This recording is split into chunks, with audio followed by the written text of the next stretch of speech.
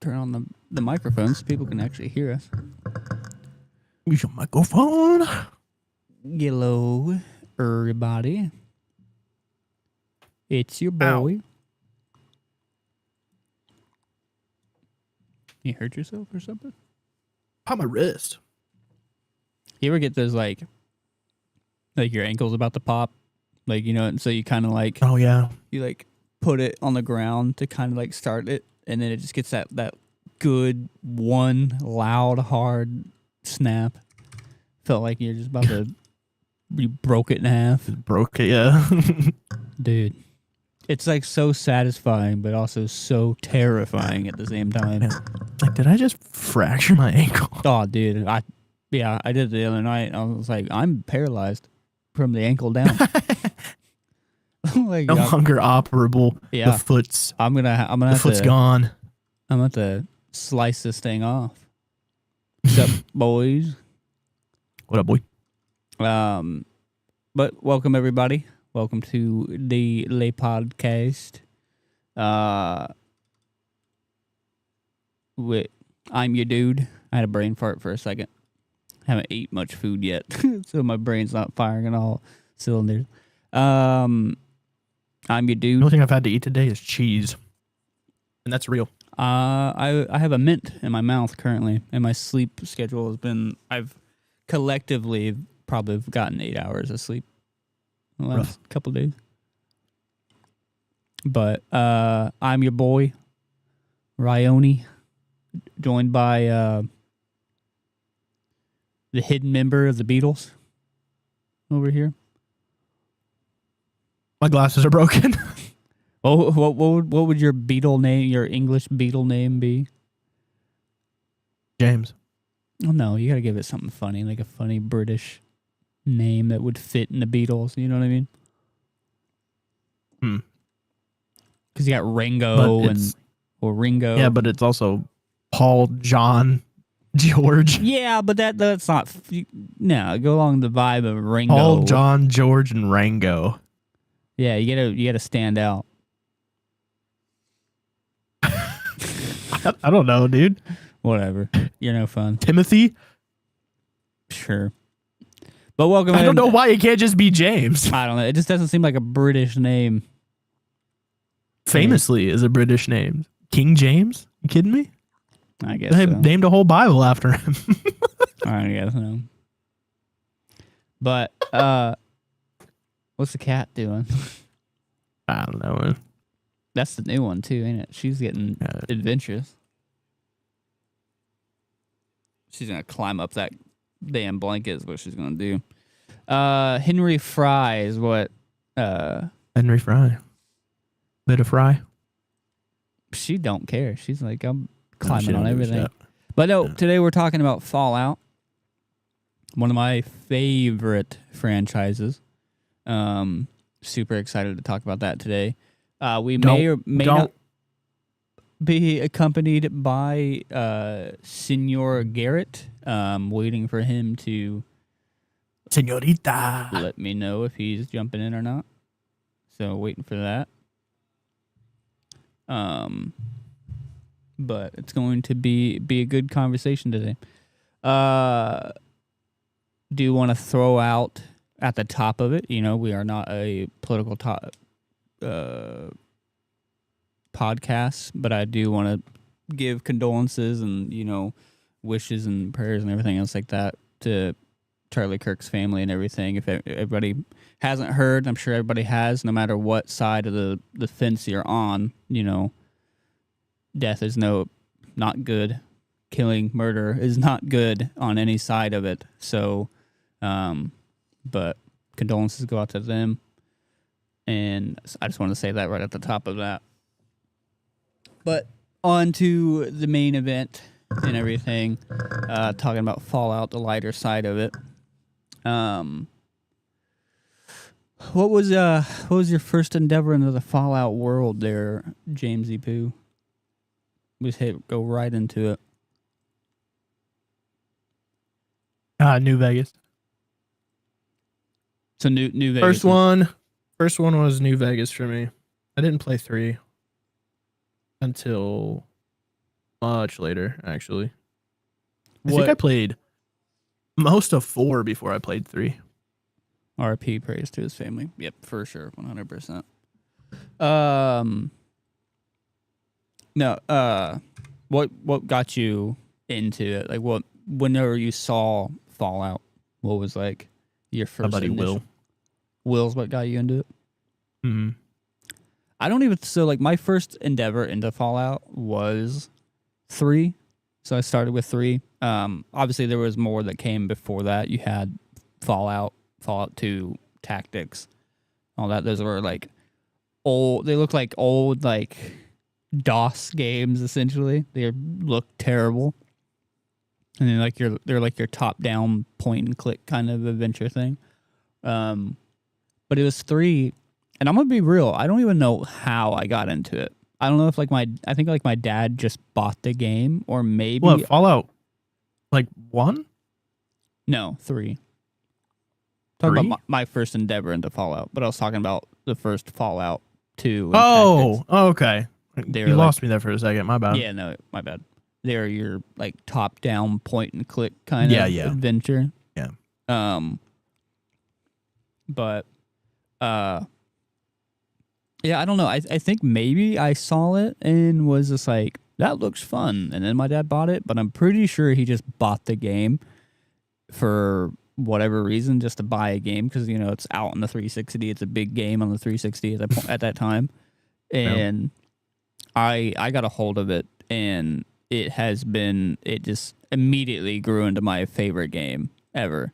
I put so much time into that, and now whenever you play Fallout, are you just like kind of guy just to get into it and just play it like, what's the best word? Like mechanically kind of thing? Like you're just playing the game and you're, you know, it's just a video game, or do you actually like, get into your character and like play as yourself and like role play, or do you create a character and play as that character? Like I'm gonna create an asshole character, or I'm gonna do my special. I'm gonna make him dumb as shit, and I'm gonna play a dumb guy or whatever. Idiot savant, like a true gentleman. I think. Well, like I don't know, dude. It just depends, really, because like when I played New Vegas, I kind of just like didn't know what I was doing. You know what I mean? Yeah. Never played a Fallout game before, and I knew New Vegas was a good game, so I, you know, Will had talked about it. I played it, and it was fun, but I only played through New Vegas like twice. I haven't played it in a long time, but I never did anything like that. I kind of just jumped in and played it, and then like Fallout 4. I put a lot of time in Fallout 4, and sometimes I'll take the time to do the like character creation and make him look like I had a character that looked like Abraham Lincoln once, but I made him like Abraham Lincoln Vampire Slayer. Yeah, I just used melee weapons the whole time. I had a character that looked like the barbarian in Fallout. What's his name? Yeah, Grognak. Immediately went to the Diamond City and got the Grognak's axe and his whole cosplay thing. Oh, and that comic book store that you have to go to for the Silver Shroud or whatever. Yeah. Yeah. And I mean, sometimes I do that kind of thing. Mostly I don't, though. Mostly I'm just like play the game. You know, nowadays I'm like, I'll mod it and then play it. But well, I mostly just kind of hop in and play the game. Don't really take the time to think of any like specific role play thing or anything like that. For me in Fallout, especially as like a kid, and I mean even still into today, I'll put myself into the situation a little bit. So I'll try to create a character that looks like me as close as I can. Obviously limited to Fallout 3 and New Vegas. But think pretty highly of yourself there, huh?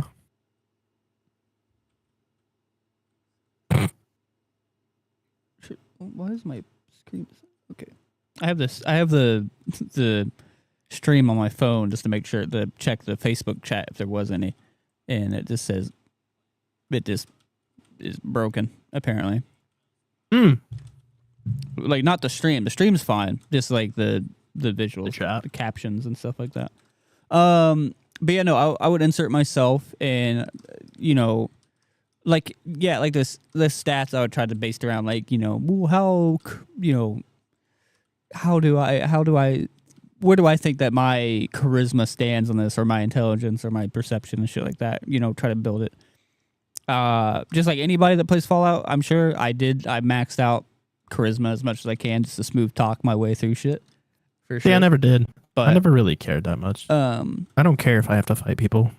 But when I would play and interact with like characters and stuff, or go through the story, I would react the way that I think I would react in that situation. You know what I mean? I'd try to put myself into it, get as engulfed into the game as much as I can, you know, and just really put myself there and role play as much as I can. So, you know, I can't relate to that like at all, because like I live my life, right? And I can't, like, I don't care to role play a 6'3" fat, you know, dude in video games. So like, you can role play yourself, but you know, that's what I'm saying. skinny. I have no interest in doing that, Well, like you know. at all, really. It's like I said, it's putting. I think because like, you know, all right, breaking stuff already. I'm glad she's fitting into the group of the animals just going around breaking shit. Yeah, dude, pretty crazy. Are you okay? What you do? Fall? There's something I put old keyboard over here on the table.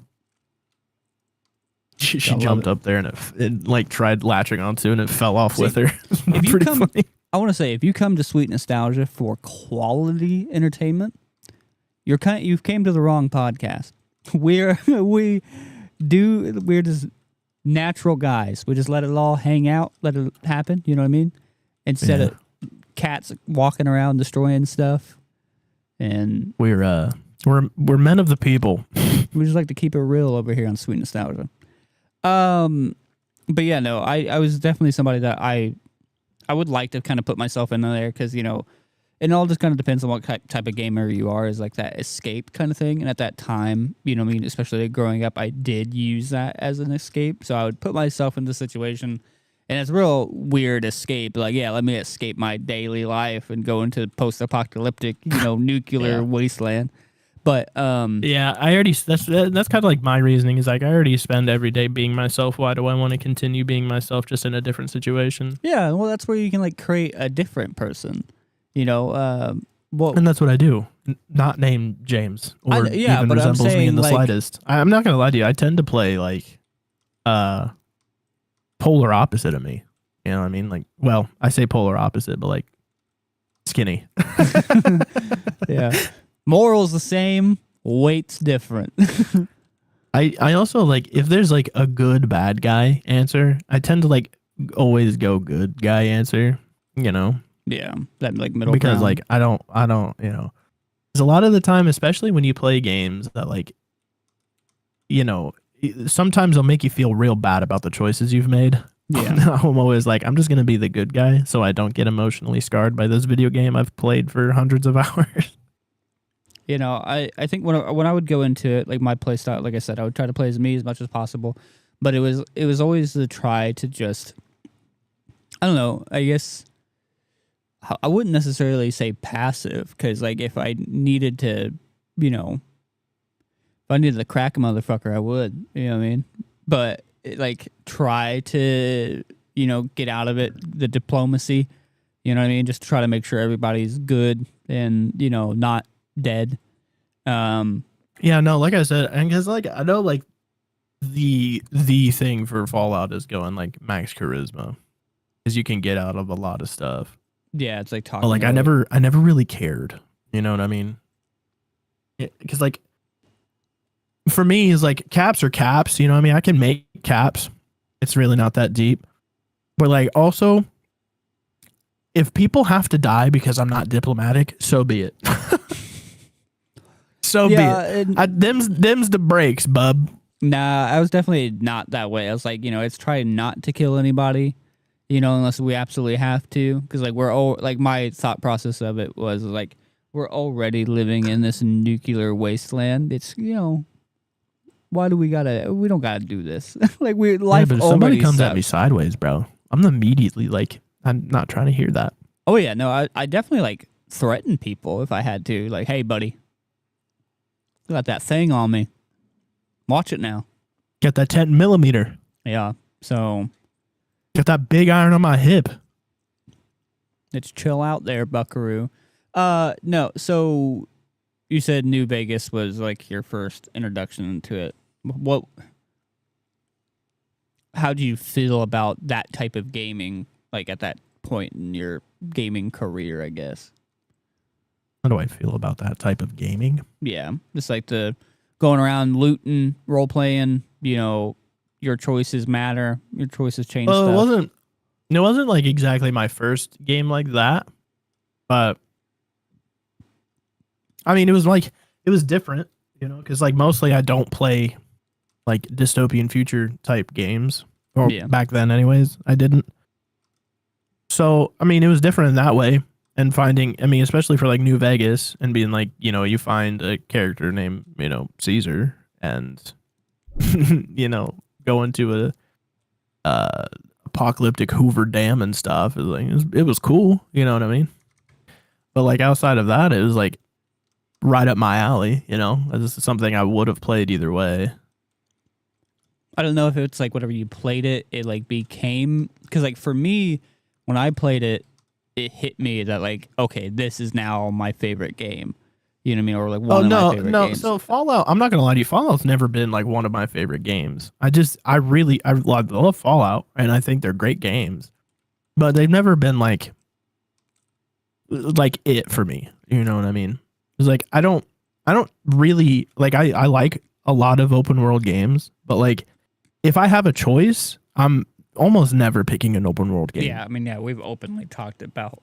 Yeah. Ironic. So, like, openly for talked about playing- open world games. Right. So like for playing, like, I mean, because back then open world games were relatively new. You know what I mean? Yeah, it wasn't a saturated market like it is now. Like not every game in the world is open world like it is today. Yeah, I was about to say, like back then, and like Fallout isn't. Or at least that's the way it felt. Well. That's the way it felt back then. I could be completely wrong, and like a ton of games were actually open world, but it didn't feel like every game was open world. There was not like, yeah, I was about to say it wasn't saturated like what you're saying. It wasn't like every. Because it feels like every other release that comes out, at least in the past like 5 years, maybe even longer, have just been like a ton of open world games, and games that weren't even open world before are open world now. Yeah, no, And you it's got open world games within Fortnite now. You know what I mean? Like games it's are getting wild, weird. man. Like It's wild. open world has just became like the norm. But I think around that time, like you said, there wasn't as many open world games, or at least as many mainstream open world games. Yeah. And Fallout, I think, because like Bethesda being Bethesda, and they're Infinite a very wisdom. hit or miss company. It You know what I mean? just works. That's man. what I was about to say. I have hashtag it just works. Well, here's the thing, but the thing, we say hit or miss. Like I mean, they've had more hits than misses. Genuinely, yeah. I mean, because like the most recent, in the past few years, they've been misses. Genuinely, but I would say Bethesda's been around for a long time. I mean, if you think about the games they've released, like Starfield is not as bad a game as it gets a rap for. Starfield is a good game, right? The problem is it used to be a wildly empty open world. It's not so much anymore. anymore. Think it does. But Yeah. I've not played. I mean, so like, Starfield, but so I don't know. Redfall they put out, which was, I think they produced Redfall, and it was not a good game. They haven't released a new. Well, they have that where like Wolfenstein's kids are now the new Wolfensteins, which I don't know how people feel about that, but I mean, I enjoyed the game. I've always liked the Wolfenstein games, but there's also, ESO. I mean, ESO is ESO. It's an MMO. I don't particularly enjoy it. Same thing with Fallout 76. I'm not a particular fan So of it. I will say, to speak on 76 a little bit.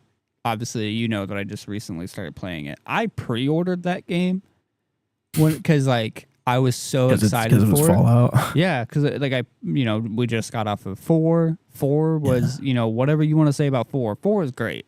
I'm just gonna. Four is okay. The graphics are good. I enjoy. No, the graphics are good. I'm not gonna lie. Going unfortunately, Fallout 4 suffers from kind of an empty open world as well. It has its moments for you sure. You go long stints without not a damn thing going on, man. And there's a lot of buildings in a lot of locations that look like they could be looted, and they just are not able to be looted. Yeah, I mean, all of Concord, brother. There are a total of 4. All of Concord. There are 4 things that you can walk into, and 2 doors lead to the same place. No, there's like houses. There's that church. Like on the outskirts. No. Listen, as far as lootable areas, there are like world lootable areas, right? There's that house that you walk, or like there's 2 houses that you can walk into, and there's the church in the back, and there's one more on the back left side of Concord. After that, there's the speakeasy, there's the museum, and there's that construction site. That's all that's lootable in all of Concord. And there are so many other doors. No, there's because I remembering it, it's like right as you come in, there's a building right on that curve, and then there's another building right here, the like diner that you can go into.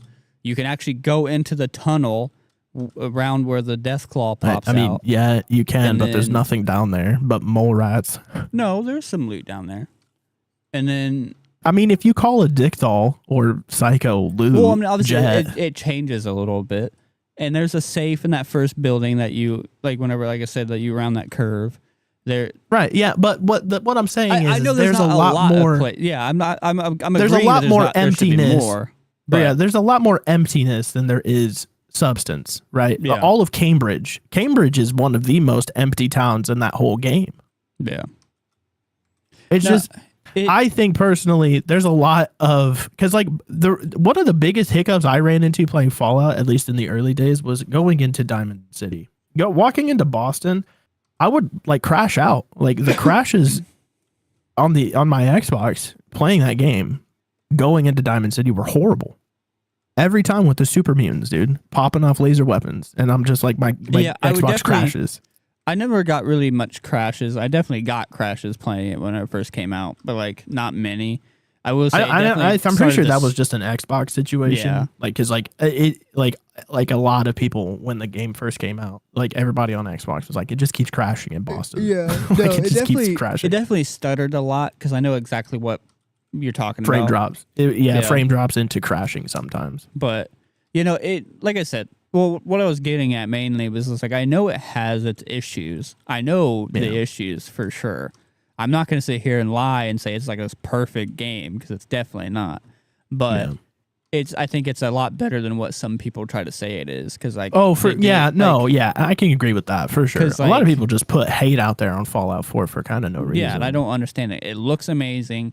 I enjoy the searching mechanic. I will say going back and playing New Vegas, because like I just recently went back and played, and I was just like, it's rough. This is tough. Because like, and like one simple thing is sprinting. The fact that you can't sprint, and is, I will say, like it made it's kind of a big difference. It made playing New Vegas a bit tough. I'm not gonna lie. A little rough, yeah. I prefer New Vegas for most of it, but the story alone, I find New Vegas is just fascinating, dude. But yeah, what you're bringing up ESO though, but 76 is good. I'm not gonna lie, like I enjoy a lot of it. I mean, I'm not somebody to play those if types you of enjoy games, it, you enjoy it. I don't particularly. I think. Well, I'm saying it as somebody that like I pre-ordered it, played 10 minutes of it. Well, whenever I finally got a chance to play it, because it kept crashing all the time. Yeah. But it came from a absolute, basically dog shit game, empty game. Is why I was trying to tie it into like what we're talking about. It was very empty. Obviously, because like it took years for them to put NPCs and everything in there. But what from very empty to now, I think very good. You know what I mean? It's like for me, it was like I'm getting to play. It went from unplayable to playable. Yeah. Like, and I'm like, I'm late to the game now because I mean, obviously, I pre-ordered it when it came out back in like 2018. I think is when it Yeah, but came they're out. adding all kinds of new stuff all the time. Yeah, and so I think it's fun, and I think it's really cool for me. I think it's also one of those ESO things where like at some point your level just kind of doesn't matter anymore. You know? Yeah, I was doing at like some an point your level is just like, yeah, I've put this much time in the game. Yeah, it got to a point where I was doing events with Garrett and like those people that were like way higher level. 1300. And Yeah. like we were doing this event and they were just melting everything that came in there. Like there was no point of you even being there because they were just like one tapping every creature that came into that event. That's ultimately why I stopped playing it, is because every time that I would go to places, people were there just smoking everything. And I was like, luckily I will say I'm just here, man. in my experience of doing everything, especially with it kind of being in late, I'm doing a lot of content of the game where nobody's there doing nothing. So like, because I'm so late into it, to where like I was saying, like 76 for me, I'm getting to play Fallout 4 again. We'll play more Fallout 4, but in a different way, and I get to do it with my friends. You know what I mean? So for me, because I'm a pretty big Fallout fan, and so I will say 76 has been, great. But into, I guess, well, I wanted to go into like the early days of the Fallout. Have you ever played? I haven't put really much any time at all. You ever played any of the first? I've played a little of the first one. I'm not a big point and click guy, so yeah, it's a bit tough. I played a little bit of the first one. Like I would say like 10 minutes of the first one. And I was like, there's some games out there like that they're super nostalgic, but some game and like to play and you can play older games. Like I can play a bunch of different games on my GameCube all day long, but there's just certain games that are a bit tough to go back and play. Do you know what I mean? I find it incredibly hard to, I don't know. It is not like a graphical thing for me all the time. Yeah, it's not graphics. I will say sometimes it is a graphical thing for me, but most of the time it's like dated mechanics. Like way outdated mechanics. And it's just like, I find this incredibly hard to deal with because I know there is a better way to deal with it. Yeah, especially like whenever you're playing a game as a franchise and you know that there's a better version of this one out there. You know what I mean? Yeah. It's kind of like, especially like like the farthest back I'll go in Fallout is definitely 3 because like the top down like isometric ones, the point and click ones are just. They're tough, man. You know, it's like, and if that's your thing, because I know there was a ton of fans of the point and click, and they lost a lot of fans when they went 3-dimensional and twin stick. Yeah. Like I don't necessarily, but they also gained a ton. Oh yeah. I mean, it really, because like Fallout was kind of middling, as far as I know. It's kind of like a middling game. So when they made 3, it really like, hey. We're in the 3-dimensional space. This is a dystopian future, like post-apocalyptic future, where like you play this. I don't even remember the plot to 3. It's been so long. Crap. Yeah, no, I do remember that you open it up with the Brotherhood. I do remember that. No, I mean no. It shows a Brotherhood member and everything, but no, you start out as a. Well, you're walking around with like. Brotherhood members, right? Like for a little bit. 3? I mean, I think so. Like at the beginning. No, you start out as a kid in the vault. Oh, well, yeah. After that, though, I thought it was definitely after that. No, so you start out as a kid. Thank you. You start out as a kid in the vault, and your dad is a scientist there. That's right. That's right. Maybe it was a mission I'm remembering from 3. Yeah, you eventually go over there with. Yeah. It was the mission that you were around the Washington Monument. Yeah, no, eventually you go and get with the Brotherhood and you can do stuff like that and get power armor and shit. But I'm remembering it like a later mission. But yeah, no, you start off as a kid there. Your dad's a scientist. Your dad escapes the vault to create this thing called the you have to go find old Papa. Because it's a water purification thing to purify all the water. And is that with Megaton? Yeah. Is 3 with Megaton? Yep. Yeah, and then the 10 penny tower. Sup, boys? Is that Tenpenny Tower? What's up, dude? Will, Fallout 3 have Tenpenny Tower? I can't remember. Isn't it like right outside Megaton?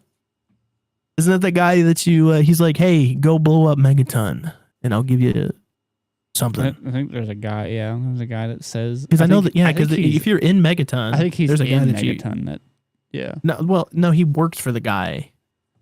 And then he's like, blow up Megaton and then meet me at this tower and we'll pay you or something. Yeah. Yes. Okay. It is Tenpenny Tower. I got it right. Let's go, baby. But I remember very little of that game.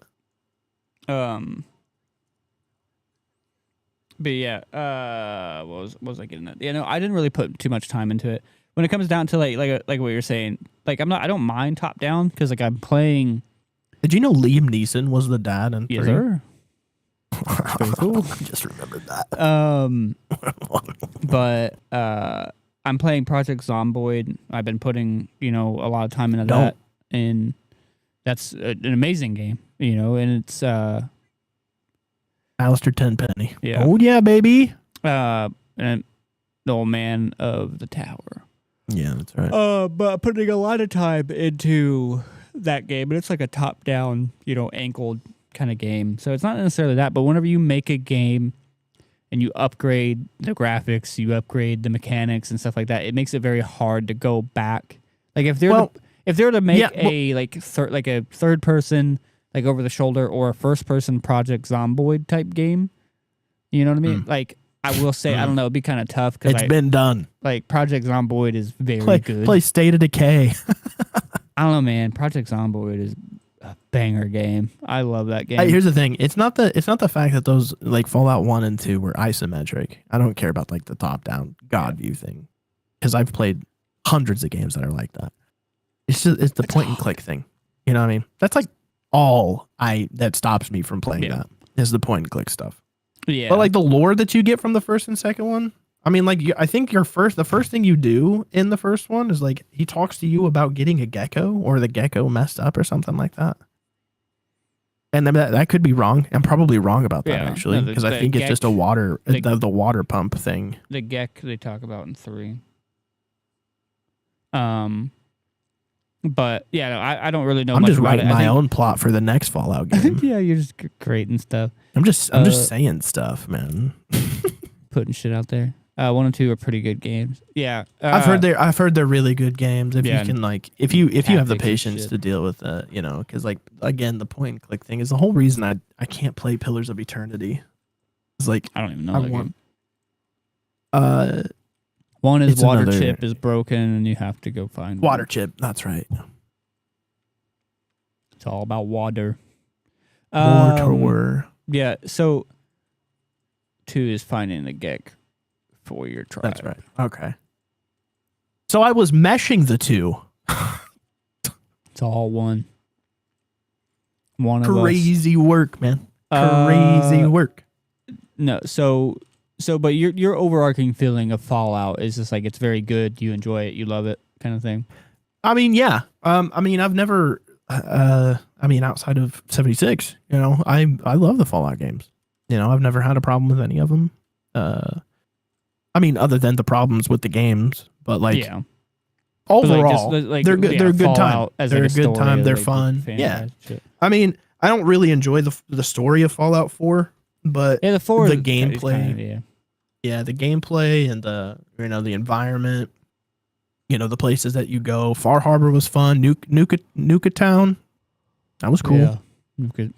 That was very fun. Nuka World. Far Harbor was very fun. Far Harbor was wild. There's a character in that game. There's an NPC. I wish she got a lot more attention and got her own like more going on, or she was could have been a companion. But who? I forget her name. It's like a girl that she has you go out and fix like those fog densers or whatever that they were, and she had like cancer or something like that, or like was dying from something, or had some sort of like illness. She just had a good story. A lot of people loved her. Oh, you talking about the black lady? No, she wasn't black. She was like, I don't know what she's white, but I don't remember what her name was. She's just a really good character in that Far Harbor DLC. You remember the Mother of the Fog mission? Not by name, no. I'm sure if you tell me the mission, yeah, but not by name. I don't really remember a lot of the quests by name. It was killing children of the Atom on Oh, yeah, Far yeah, Harbor yeah. Island. Yeah. Yeah, I thought that mission was pretty good. No, yeah, Fallout, whenever I first got like introduced into it and played it and, put the time into 3, New Vegas, and we'll talk about New Vegas, like, because I want to talk about each game. I don't know, it just quickly became, I think it was just like, this is it for me. Like I said it a little bit, I was like, this is what I like doing. I like putting myself into this. And I think it's fun going around and salvaging this stuff. Like, obviously talking about 3, if we tie it into it, your junk didn't really matter all that much. Like, junk was just not, it just didn't matter unless you had the junk gun or, you could sell some of it, but really it was just kind of there About 3 to sell. Yeah. Yeah. And what the thing is like, even in 4, there was a lot of like excess. You know what I mean? It's like, if you like take the time to actually loot stuff, you'll find plenty. Like, just plenty of junk to last you a while. I would say but going into, well, especially 4, I can't really remember in New Vegas. New Vegas, there was some junk that you can find that you can use, like casings and shit like that to do ammo refills and stuff like that. But it was only like specific things of junk. Now, while in 4, everything was junk. You have aluminum and certain things or nuclear material, everything or whatever, every little thing, and you can use that to create optics for your gun or suppressors. I will say, like, I say that you'll find plenty of junk, but if you're into the base building in Fallout 4, you will run out very quick. very quick. I was about to say, and you use the junk to make the base building if that's something that you're into. Like, they definitely took like a mechanic of the game and helped it. Did you enjoy the base building in 4? I didn't mind it. I hated doing it on controller. Once I started playing it on mouse and keyboard, I was like, this isn't too bad. But controller, I absolutely hate. That's an old trope we don't have to talk about. But all in all, I did not like it. I didn't mind it. I thought it was kind of pointless. I'm gonna be real with you. There's like the base defense thing that only really matters if you do Garvey's questline, Minutemen. Well, yeah, it's something. It only matters if you do Minutemen, and if you don't do Minutemen, there's really no point. I think so. Like in the game, like obviously you have to talk to him, and I think it becomes a thing. It's just if you go to that first settlement and do it at all, you have to start going to the settlements. Not even. I think after you finish, like after you get them to Sanctuary, you don't have to talk to Garvey again. Not necessarily, no. I think you might have to, but then he tells you about like that small little settlement to go help, and then and then he'll say the same thing 50 times over there. No, another settlement needs your help. Having the settlements in between each other, like I didn't think it was too bad. Like if you got into it, I didn't necessarily get into it and do anything with it. I wish I wish there was more that you could do with the settlements. You know what I mean? Like make it worth my time. Well, there's a little bit because you can make stuff to like. There's like little factory things that you can do, like have them make guns, make ammo, make Well, yeah, armor. but that's like way further. So you can, but like, can you? I mean, one of the things I don't remember if you can. It might have been a mod I installed, but can you have them trade with each other?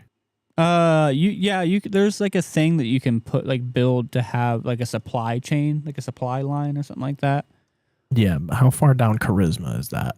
I don't remember where it was. That's ultimately like my thing, right? Is like all of the settlement stuff was always locked behind charisma, and because you have to have the ability to talk to people. It made sense of why it was there. Well, I'm not saying it doesn't make sense. What I'm saying is like all of it was locked behind charisma, and I never went charisma, so like I never really did anything with. I don't even think I've even finished Fallout 4 as Minutemen.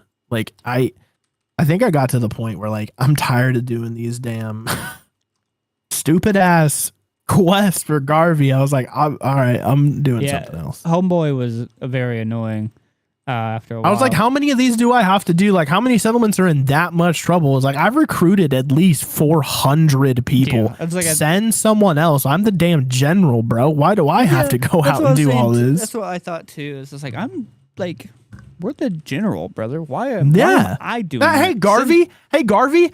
There's another settlement in trouble. You fucking take care of it. Yeah, like, why don't you go do it, my dude? Like, why are you telling, like, I'm your boss. You go do it. Yeah, no, it got a little bit ridiculous with that. But yeah, like, talking to the 3, I guess there's not really much to say into 3 besides, like, it was a great game. It's what got me into it. Story was good. Story was fun. But I liked 3. But, like, New Vegas. I don't remember a lot of it. New Vegas. I remember so much about New Vegas. Yeah. New Vegas. There was a lot of it to, like, you know, the story. I like what I kind of liked about it too is, like, the story wasn't this, like, world damning thing. It was literally just revenge. You know what I mean? Like, it was just a revenge story. Like, you know, fuck Benny. Yeah, fuck Matthew Perry for shooting me in the back of the head. Because that's another person. That was Matthew Perry that played him. Sir. I will say, like, the people, the big actors and stuff like that. You got Ron Perlman doing the narration of 3 in New Vegas. That was cool. You know, doing the whole war never changes thing. War never changes. But yeah, the story of New Vegas. Although they changed it in 4. Yeah, it was the main protagonist. Felt bad. But you know, it's that classic revenge story and everything. And I like how they did it. You know, they introduced, like, that caravan game, which I still to this day don't understand how to play it. Will, tell them how to play Caravan. And yeah, because I tried. And then tell me how to play Gwent, because I never figured that out. Was that and what was? And that? I feel like Gwent was much easier than Caravan was. I could be wrong about that. Gwent was the game they introduced in Witcher. Oh yeah, that's what I thought. I thought it was Witcher. Yeah. But you know, I think when that introduced, like, being able to, like, repair your guns and, like, the weapon conditions and stuff, and that, I'm not gonna lie to you, kind of didn't like. I like weapon conditions in games. Sometimes I don't mind it. Most of the time I have an issue with it because, like, it feels like games companies just can't get it right. You know what I mean? Like, there's a perfectly good area where, like, they don't break too fast and they don't break too slow, and then the perks that you get for it don't affect it too much. You know what I mean? It's like they never, like, I don't know, man. Maybe I'm just complaining to complain. I feel like New Vegas did it pretty well. I think the main thing for me on there is that you can repair it. What I can say is it's not Legend of Zelda bad. That I was literally just about to bring that up. Breath of the Wild, their horrible. Their version of weapon, like, stuff, is absolutely dog water. It's bad, man. Because it puts you into that predicament of, like I don't want to use this weapon because I don't want to lose it. Yeah. Give it the old too good to use. You know what I mean? I mean, you make the Master Sword breakable. You're like, why would I ever use it? That's my thing too. Why is the Master Sword breakable? That because sword out of all of it you should can't be just breakable. because they can't just let you have one thing, man. Like, you can't just have one thing. Out of all the weapons, that shouldn't be breakable. And then the thing is, like, I still even, like, I know there is, like, with the better swords, they don't break as fast, but I still feel like they do. You know what I mean? Like, they still felt like they broke really fast. Yeah, everything felt like it broke at the same rate. You know what I mean? Well, because it never felt different. What I think what was happening is, like, so, like, obviously you're in the low levels, you get low level swords, and they're breaking pretty fast against low level monsters and shit.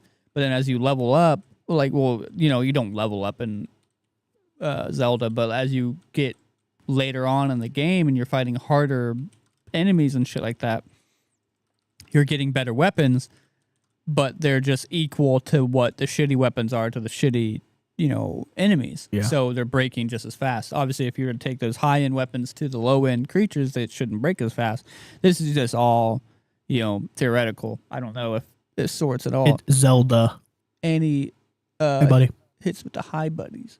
So I don't, it's all, theoretical and shit.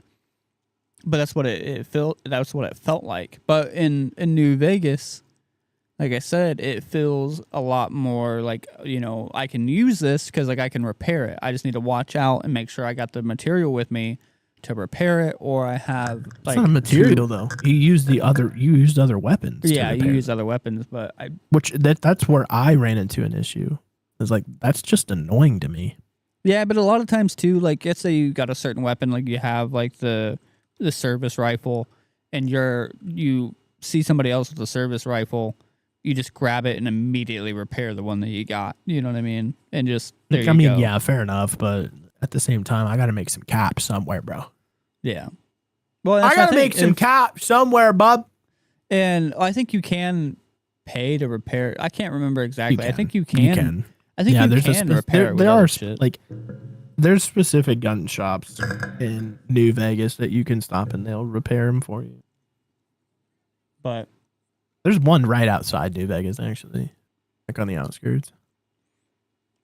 But another big thing about New Vegas as well is come to the Atomic Wrangler. Yeah, there's or make repair kits out of specific junk or jerry rig perk to make things much easier. Yeah, that's all true. That's all good and well. And I think New Vegas get it out of my game, bro. Well. I don't want to repair anything. But or like if I guess what I'm trying to think of another game that has like any sort of like weapon conditions. I know Tarkov does. Like the more you use a weapon. There's a few games that any survival game has a weapon condition. Well, like I'm trying to think of a game that does it like super well. Tarkov has it to where like if you use like they get super ridiculous with it. If you use shitty cheap ammo in your gun will jam and get like the condition will. I don't know if I don't know if that's done well or if that's just realistic. Yeah, it's very realistic. That is very realistic. But that's what I'm saying. Like it's. But like I don't. Again, here's the thing. If you're into it, you're into it. Yeah. But I don't fucking play video games to be hyper realistic. I honestly. No, I'm not saying that. It kind of annoys the bejesus out of me how like realistic some games can be. It's like again, if that's your thing, awesome. Like play them. Yeah, no, but JD, stop asking me to play your hyper realistic game. I'm not arguing that side of it. I'm just saying, like, since we're talking about like that mechanic and if it's done well or not. Yeah, I think something like that. That realistic of it, and between that and New Vegas, like if you're gonna do it, rather do it super realistic like Tarkov, or do it kind of like New Vegas where it's like it's there. It's not 100% going to screw you over game wise, but also you kind of want to pay attention to it. If they put that like the more Tarkov-y thing into more video games that are not like realistic shooters and stuff, it's be like you're gonna bog down the game. Oh yeah, no, don't put it inside like meaningless bullshit. Yeah, no, that kind of mechanic doesn't belong in anything like Fallout or because like Fallout, yeah, it's not.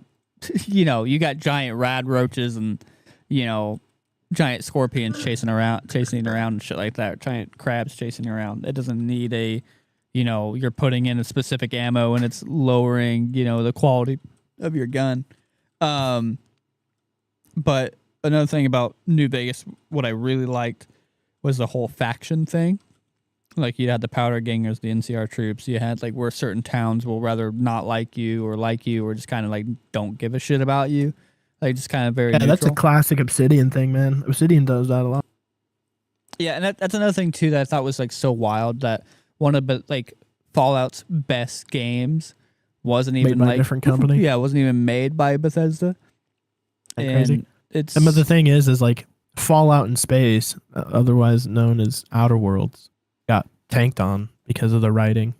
Looking at you, Will. Play the game, dude. It's actually really good. Yeah, I don't know nothing about that game. Outer Worlds is made by Obsidian, of course, and Obsidian did New Vegas. And Outer Worlds in layman's terms is basically New Vegas in space. It's all of this, like, pretty much the same. I'm not gonna say that it's the same game, but it's like the same. A lot of the same mechanics You made can it see into the Outer parallels. World. Yeah, you can really see where Obsidian took some of the, like, one of the best ideas of New Vegas and put it into Outer Worlds. But the writing in Outer Worlds it's rough. Like, sometimes it's like real rough. You know what I mean? It's Like the some story people just try. isn't good. Yeah, no, I don't. The story's not bad. It's like sometimes, like, it's like cheesy jokes all the time, or just so much exposition, like just talking and talking and talking and talking. It's like, brother, like, what's going on? Like, I'm here to play. It's ceaseless. A lot of ceaseless information. You know, ceaseless, senseless information. Oh, just that trying to world build kind of thing. Yeah, but like unnecessarily. Like, a lot of the stuff that people talk about, you kind of already know about. You know. Yeah. It's kind of like, I guess, it's like it a goes rinse, into repeating and repeating and repeating. Yeah. Like, should really drive home. This is what's going on. It's like, okay, thank you. I understand. Spacer's choice is not the best choice, but there's just like sometimes like in games where it's like, I understand like what you're doing and it's for the certain type of players where it, like, you know, the super role playing characters that want to know that like dive themselves into like the economics and politics of dude. you know, I mean, they made world. up their, like, a lot of the time, like, they made up their whole religion for that game. You know, it was. I mean, it's wild. But, like, if you really care, you can learn a lot, like, of the world that they have made. And, like, I never cared that much. Will but, like, says also basically the team that made Fallout 1 and 2 were the same that made New Vegas. Bethesda just bought the IP after publisher went defunct. there you go. Well, so Bethesda's the problem. Is what we're or the getting at here. solution. Bethesda's the problem here, and we just need, if we want a better Fallout game, we need other companies to make it. I mean, that's not true. No. But I mean, maybe if we want them to not make 76 or ESO again. no, I think they just need a little bit better writing. I think mechanically, like, Fallout 4 was good. It was great. It's just like a bit of you just need a better story. That story was pretty whatever. You know, It was pretty dry. But, like, it was fun. I'm not gonna lie. Like, when I was making the promotions for today's episode and I put the music on there, it was the Fallout 4 intro music, and it made me feel good hearing that music. I'm not gonna lie. You chose that instead of Big Iron? It was something I was trying to use a song because it's rather between that, like the latest game that a lot of people know and newer people know, or the stereotypical "I want to set the world on fire." I don't want to set the world on Which fire. after saying that, I should have used that one because that one's my favorite. Should have. But Because, like, OSTs are cool, but that was a great song. But yeah, I will say the Fallout 4 menu music though is it makes me feel good when I hear it. Same with New Vegas and 3.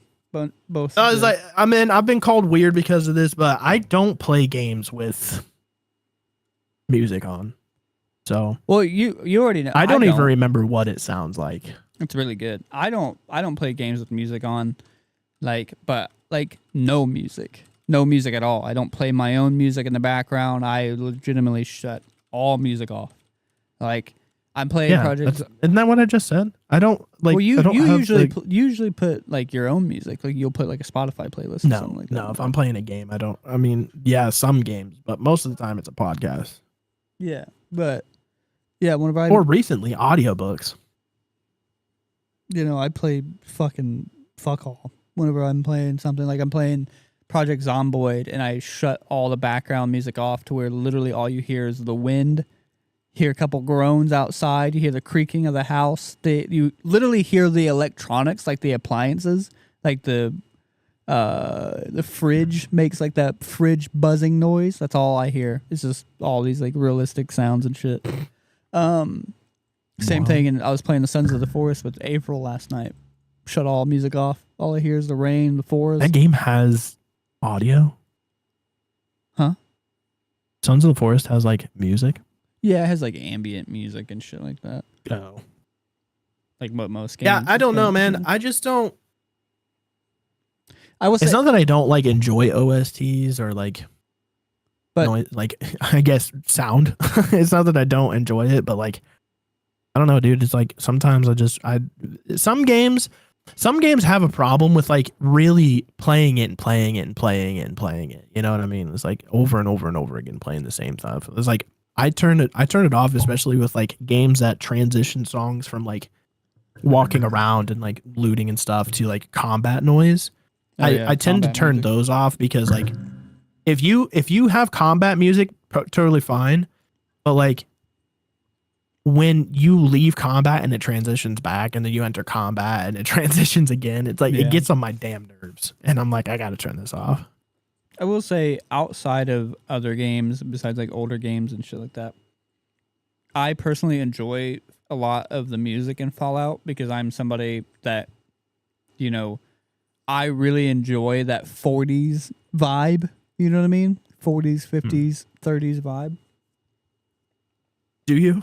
So all that music that gets played there, like that older style music, like I Don't Want to Set the World on Fire, I genuinely enjoy that type of music. Chopping that meat. You know, same thing with like, you know, the music that played for Cap at the end of Endgame, you know, with like the trumpet and shit like that playing. I have that song on a playlist and everything. I thoroughly enjoy that type of music. You know, going like around like maybe like the Frank Sinatra type stuff, James Dean.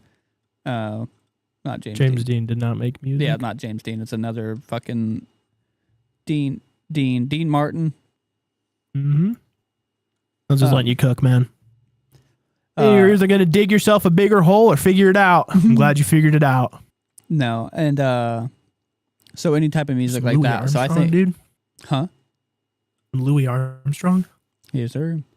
But yeah, any type of music around that type of era, I really enjoy. I don't know what it is. I couldn't really tell you. I think it was just something baked in my brain. It's that like I'm a big band jazz. yeah. Like I just really like that type of music, and it's always, as like a child, has sat into my brain. I'm like, I like this. I like this type of vibe. You know what I mean? I love the old style. I love the old racism, the misogyny. You know what I Okay. mean? Okay. It's simpler times. You know what I mean? Simpler. No. Easier, Oh. better. Wait. Letting me cook. Wait. You let me cook too long. Now I'm racist. Should have put him on a simmer. Yep. You let me boil over, and now all the racism spilling out. You know what I mean? The real Ryan's spilling over. Oh, we're gonna get shot. No, but no, and so going from New Vegas and like the factions, the weapon conditions, and just everything else that came from there. Well, I will say, and some of the creatures, from New Vegas, I will say that I really liked, like the Nightkins. I wish they would have kept the Nightkins. The Nightkins are super cool. I remember having the hardest time killing them on harder They're, difficulties. yeah, man. they're scary. I kind of wish they would have kept the centaurs. Those would have been really cool in the newer engine. Yeah. Kind of wish they would have kept the geckos running around because those guys were funny. I really enjoyed seeing those little fuckers smack their feet running around. You know what I wish Fallout did, which I know that they won't or really couldn't, is reoccurring characters. Oh, They do. Well, they do. Some rarely. they mention like, people like they mention yeah. Max and shit like that. Yeah, they do rarely, but like I wish they did it more often. I think maybe like I more or less it's not about characters. I think it's just places. Like they soft talk about the Capital Wasteland and 4 a little bit. All I do is soft talk, bro. Yep. I was trying to come up with a joke to go off of that, but I couldn't think of nothing. I'm not gonna lie. But it was, they do. I think that would be cool if they did, like, if they just used, like, I think it would be kind of cool to do. I don't know. But I don't actually. I'm taking that back. I don't know if I would like if they took like a main, like you're playing a main character and then it goes into another game. Indecisive. Because like what, like No, I'm not talking like main characters. I'm talking about like side like characters. world building characters. Like Yeah. you see Maxim in 4, then he comes up in 5. Yeah. Like the Pridwin comes around and goes into 5. There's a radio guy from 3. T-Dog or 3-Dog. Yeah. 3-Dog, dude. Put 3-Dog back on the radio, bro. Yeah, I think stuff like that. I could see them doing some. Bring back No things. Mark Noonan. I can see them doing some like subtle character things. You know what I mean? Like just some side character. Call me ghosts but don't know they're dead, flying up, painting your moon pink. You having a stroke? No, it's a quote from. Like, you good? I want to see the whole quote, actually. You good? Because nothing. I'm good. While you find that quote, we are in that hour mark where I want to bring up. I'm gonna do the promotions and stuff for people that are new here, people that, or if you Is No Mark Noonan the chosen one? if you haven't, if you've been on the fence about it, we do have a link tree. That link tree not only has links to all of our social medias and stuff like that, Facebook, Instagram, all the we'll do that. All the typical stuff that you see in a link tree. It also has a couple affiliate links to where you have 10 free meals with HelloFresh.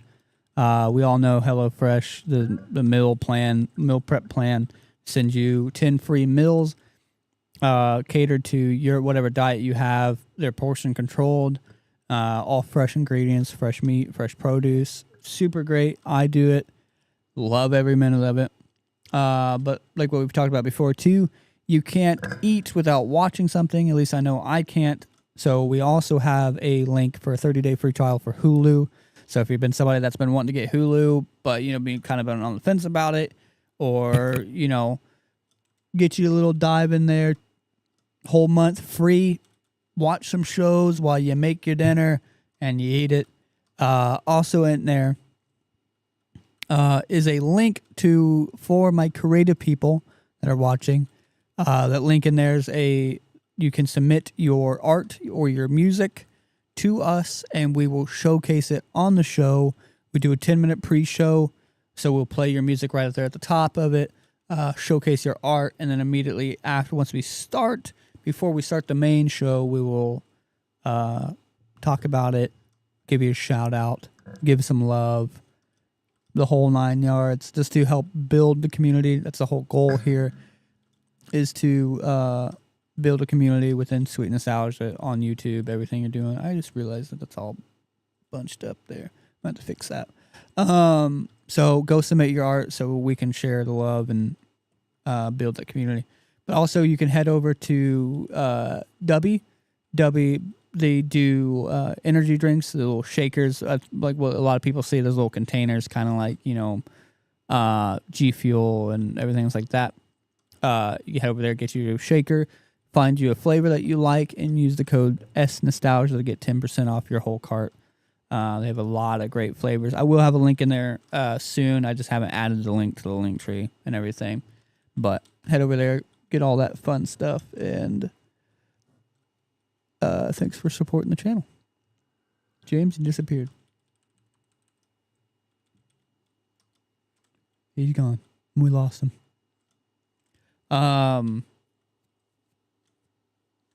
He has a quote that he was supposed to show us. But going into 4, because like what I was talking about, like losing some of the stuff from 3 going into 4. 4 for me, when I first played it, first got wind of it back in 2016, 2015. I don't remember when that game first came out. I think it was like 2015. When did Fallout 4 come out?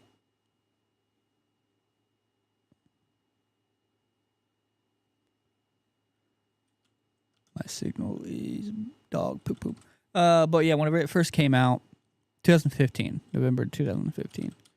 Whenever it first came out, I was enthralled by it. I thought it was just absolutely amazing. I thought it looked amazing, especially going because it was such a huge leap from New Vegas, like 3 in New Vegas, because 3 in New Vegas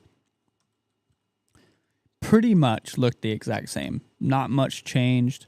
Didn't look any different. So it was really cool to see such a huge change.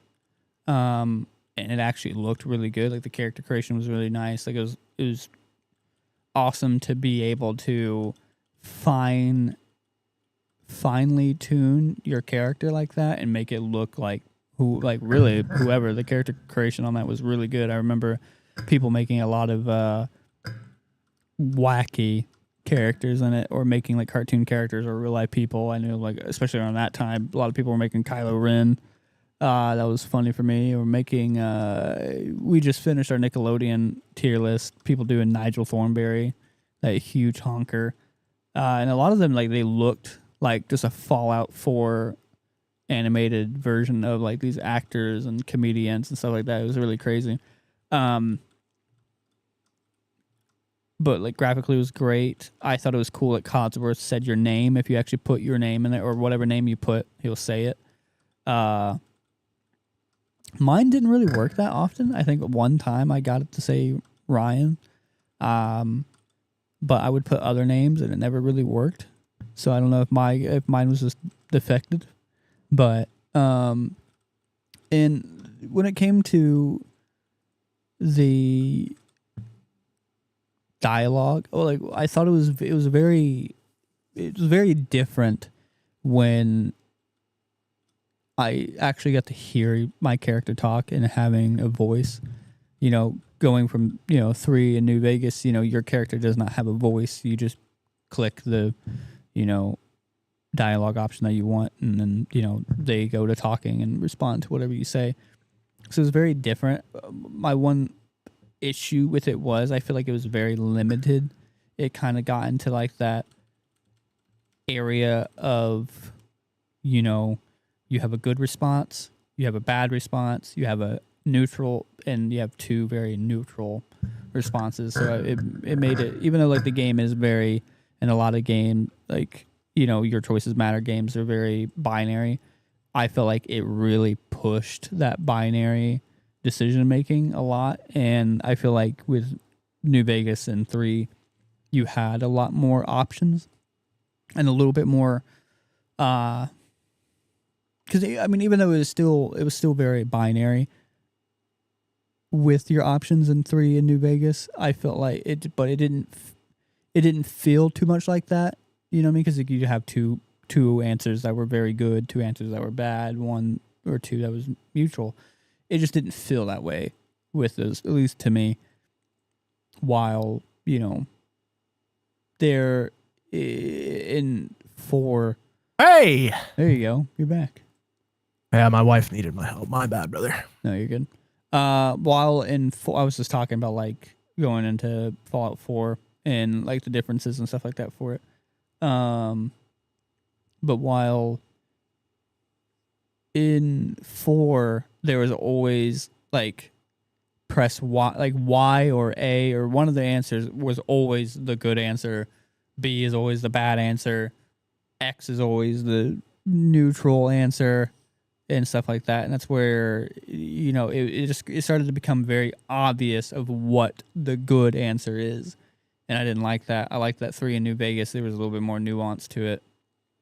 And you don't quite know which one's which, you know what I mean? But you had those answers that were, showed you speech, like, oh, like you need, if you're going to pass or fail this, or if this is like you're trying to convince, which you have that in 4.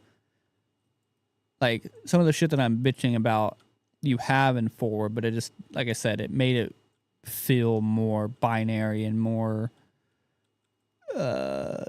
game mechanic-y than it was. Like it kind of tore, like for me personally, I felt like it took me out of the role play a little bit, not having more nuanced answers and shit. Yeah, I've just been talking about, like I said, like going into 4 out of like 3 in New Vegas, and just like how different, how good it was right off the rip of it. Yeah, I mean, I always when I do play Fallout, I tend to add the mod that takes away like that specific like dialogue thing that you're talking about, because I like the scroll thing. You know what I mean? Like it has like 4 different answers there, and you can just choose whichever one you want. Yeah, yeah, that's what I was talking about, and what I liked about 3 in New Vegas is like there wasn't always just 4 answers.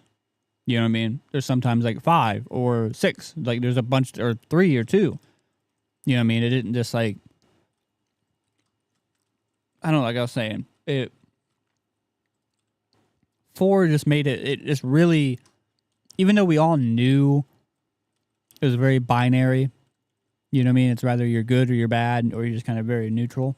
It didn't, like I said, 4 is a dialogue tree, just kind of really pushed that for me. Like I just realized, like, oh, it's really just I play this way or play that way. I liked, even though I think I liked the fact that even though, yes, whatever choice I made was rather I'm good or bad, I liked that it at least tricked me to make me feel like this is like slightly good or slightly bad. You know what I mean? Like it's like it's kind of like that thing of like, I'm telling you this shit, but I'm not telling you it in a mean, bad way. So you shouldn't be as mad at me if I choose this option. You know what I mean? And even though that wasn't the case, I liked that it felt that way. At least in like some regards. You know what I mean? Mm-hmm. How'd you feel about your character having a voice in 4? Going from like 3 in New Vegas? It didn't really change anything for me. What really threw me off was when Codsworth called me by my character's name. Yeah, I did talk about that a little bit. I enjoyed that. I thought it was super cool that the game took your name and put it. I'm not gonna lie to you, it creeped me out a little bit. I was like, what the hell's going on here? Yeah, especially if you didn't know that. You just called me Mr. Tommy. Like, especially like if you go into the game and you don't know that, and like you put your real name or whatever, and it comes in there, Codsworth comes like, oh, Mr. James. You're like, oh, wait, you clanker, what are you doing? You're like, clanker. Like, who said that you can use my first name? Huh? But, you know, I don't trust a man that doesn't have something strange going on about him, because it means he's hiding it from you. If a man's wearing his pants on his head, and if he says his words backwards from time to time, you know it's all laid out there for you. But if he's friendly to strangers and keeps his home spick and span, more often than not, he's done something even his own ma couldn't forgive. What the hell? New Vegas is wild, dude. Call me ghosts but don't know they're dead, hoping to steal your rocket so they can fly up and paint your moon pink and draw a Lennon face on it. Wild. No, Mark Noonan is a G. Dude. We're talking about the Nikins and stuff like that. Just a quest that popped up in my head that I really liked in New Vegas. I really liked the ones that you had to go and save the people that got stolen from like that little group out in the desert. And they were trapped in the Nitkins this little church that they took over and shit. Yeah, they're being eaten. That quest just popped in my head. That was a really good one. I don't know why that one just like stuck in my head. I really like going to the little hotel with the dinosaur. That was a fun place. Oh, to get Boone? Yeah. That was really And fun. find out everyone's freaking batshit there. Mm-hmm. Yeah, that or like there was one where you had to go deal with like the cannibals and like the subway. That was one that I thought was really fun as well. But yeah, I'm trying to think of like I'm trying to put myself back into day one of playing it. I will say the first time I ever played it, I literally played, and this is no lie, played it for 24 hours straight. Literally played that game 24 hours straight. When Monster Hunter Wilds released back in what? I don't remember. I put 24 hours in. Yeah. You were there. You remember. But yeah, Brother, I was so tired. I beat the game and I was like, finally, I can go to bed. Yeah, no, that's the thing. You played Fallout for 24 hours and you barely made a dent in it. I mean, in 24 hours, if you just play the story, you can get it done in like 4 to 6. But you know, I played it. That's ultimately like, it's like a faux thing. You know what I mean? Like you almost like Incognito. It's a deceptively short game. You know what I mean? It's if you only play main quest stuff. Yeah, because like if you just play the main story to these like Bethesda games, they're extremely short. Like really, really short. You know what I mean? It's like if all you want to play is the main story, a short game. You know what I mean? But like the draw of it is there's all these other quest lines that you can do and all these other stories that you can do. Yeah, if we ever get asked to play Fallout on the channel, we literally can only do the main story. Yeah. Or we just don't do it. Yeah. Because like just doing the main story of Fallout, I mean, if you do Fallout New Vegas, yeah, but like Fallout 4, the main story is just it's kind of boring, man. Yeah. But no, I played it for 24 hours. What I remember too was a really funny moment. Near the end of me being done and playing, this is what made me stop playing it. I had dog meat with me. I was sneaking up to like this like super mutant camp or whatever, and I was sneaking. So you know, I click in my stick and I go into sneak mode, and walking up to it, about to snipe some of the super mutants and everything. Then dog meat barks right next to me, and I literally looked over to my side, like and looked and was like, shh, like on the side that he was on, and then looked back at the screen, and I was like, whoa. I just shushed an imaginary dog, and like I literally looked over to the side that he was on in real life and went, shh. I was like, I am too engrossed into this game. Daddy needs some sleep. I immediately you hear the old Xbox One, me, pressing, because I think it was with the first Xbox One, the one with the touch front and everything. Yeah, but it was yeah. No, shut that bitch off. Went to sleep. I put way too much time into that game when it first came out. I'm not gonna lie to you. Something like that happens to me. I'm like, all right, boys, we're in it. We're in it. Yeah, I can finish this game. I can finish this game and like give me another day.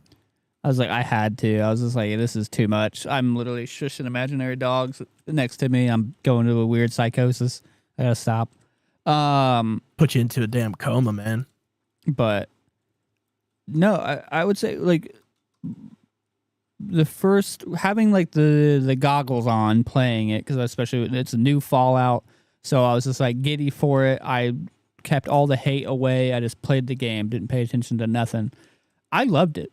You know what I mean? And I still continue to love it. Still play it. I still play it, and people tell me I'm weird about it, but I still play it vanilla. I don't put mods on it. And I just play it a different way than I did the last time that I played it, and I had plenty of fun with it. You know what I mean?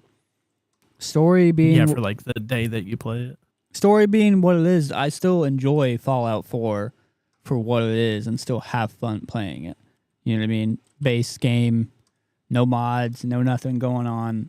I I enjoy it. I think mechanically, I think it is a very well improved Fallout game in a lot of regard, more than not. You know what I mean? Because never mind the way, like what I just was talking about, with the dialogue stuff. I still think the way that you do like the quick search, because how you can do quick search or you can actually dive into stuff and like transfer things, is amazing. I think that, like, especially going back and playing older Fallouts, it's tough, it's hard, because like that quick search mechanic is like, I think I said this before when I played it. I think I said it on a stream on my Twitch, is like, I enjoy having to actually open it and look into it, because it brings it into that whole role play of like, okay, you have to actually open it, you know, and look inside of it and loot it and shit, instead of just like having this like quick bar or whatever that you can just like scroll through and shit and pick stuff out of it, you know. But I don't know. Like I said, I'm trying to think. Like I have more. Yeah, find something bad to say about it. Good lord. That's what I'm trying to say. It's like I'm trying to like the story is like hit or miss, and like I said, the dialogue stuff is hit or miss. But I think the game is good. Me personally have no, you know, it would crash and sometimes and have like the frame dips, but overall I think it was a great game. You know what I mean? Yeah. It's a good game. Like, I think the having a voice is very weird, but I think the guy that voiced the character, I liked his voice. You know what I mean? Like, he didn't have a bad voice. So it was like it was a voice that I could hear throughout the game a lot, and I wasn't mad about it. You know what I mean? Sometimes there's just those characters that they have a voice, and you're just like, shut the hell up. You know what I mean? Yeah. I think it improved on a lot of stuff. I definitely like the look of the old Super Mutants, like in 3 in New Vegas, than I do the updated versions. But I will say I like how they do the ghouls in 4. Ghouls. I like that more zombie, you know, esque vibe that they have. They were the feral ghouls were a lot scarier in 4, I think, than in 3 in New Vegas and everything. I think it's just because like I said, they have that more zombie-esque thing. They're running at you weird and quick and like stumbling over stuff. It was, from what I remember, I think did the Mylarks look the same in like the other Fallouts that like they do in 4? I think so, yeah. I can't remember. I can't remember if like they looked a lot the same or they looked any different. I think I enjoy the look of the Deathclaws more in the older ones, but I like the way that the Deathclaw works in 4. I like that it can actually like grab you. Like that first mission, like the very first mission of Quest. The guy who does the voice of the main character in Fallout 4 also does Jonesy from Fortnite. Really? Yeah. That's like that main blonde dude, right? Like the main, like Yeah. the Fortnite guy, pretty much, right? Yeah. Wild. Wild work. Shout out Brian T. Delaney. Mr. Delaney. Mr. Delaney. No, but yeah, that first quest and you're already fighting a Deathclaw. You know what I mean? But like that first quest was awesome. Like going into the museum, you immediately get a power armor suit. Think so? I hated it. Why? I didn't. I don't have any feelings towards it, really. Seeing the Deathclaw in the first 10 minutes of the game was crazy, though. Yeah, I was like freaking out. I was like, what the hell? I was like, there's no shot you want me to fight a Deathclaw right now, albeit a weakened one, but... Well, what was cool, too, it's a thing that I think is a lot better. I like that the power armor suit was an actual, like, power armor suit. You know what I mean? Because, like, in the other games, you can get power armor, but it's just, like, another outfit. You know what I mean? That you just put Mhm. on. Like it was clothing in Fallout. But I like in 4 that's an actual suit that you get into. You have to have the fusion cores to run it. And I thought that was so much better and so cool. It made getting into the power armor. It felt like some, Tony Stark shit, a little bit. I felt like I was getting into power armor. Yeah. And I will say I don't really like the HUD all that much. I thought the HUD was a little bit annoying and like It's so yellow. It's so yellow. Like I watched Garrett, he modded his and he had this mod that changed the way that it looked, and one of the mods too, like it actually looked like a helmet. Like you actually had like the blind spots in the helmet, which I thought were cool. Yeah, if you're a dork. But hey man, I'm that guy. But it helped the HUD and made the HUD look a lot different because it was like super yellow, just gross looking. I always turn on simple HUD mod because like I just don't. It's so freaking yellow, man. Yeah. No, but the power armor overall. Also, yellow is the worst color. Yeah, you're not wrong. I just don't like the color yellow at all. If yellow is your favorite color, then fuck you. But all right, he said it, not me. I don't mind people who like the color yellow. No, you're not for me, Chief. You're not gonna be at my lunch table. If your favorite flower is a sunflower, grow up. Yeah, get a job. Get a job? That's crazy. No, but yeah. So there's like I said, no matter what hate you want to sit there and give 4, I think 4 was good. I think it was a lot of necessary good, a lot of good stuff. New Vegas is the best. If you can give me a remastered of New Vegas in like the 4 engine. Hey man, I don't 4. I mean 5? Why would they put it in 4? Well, I don't. I'm just saying, like if they were to do it right now. But yeah, because also we don't have a Fallout 5 yet, so. Oh, I thought you were talking about Unreal. Yeah, no, I'm saying in the Fallout 4 engine. Oh. Yeah. Why in the Fallout 4 engine? Because I'm just using that as a base. That would be Unreal 4, bub. Was it made in Unreal? I think it was made in Unreal 4. I don't know. I don't know if it was made in Unreal or not. I mean, granted, so much everything's made in Unreal at this point.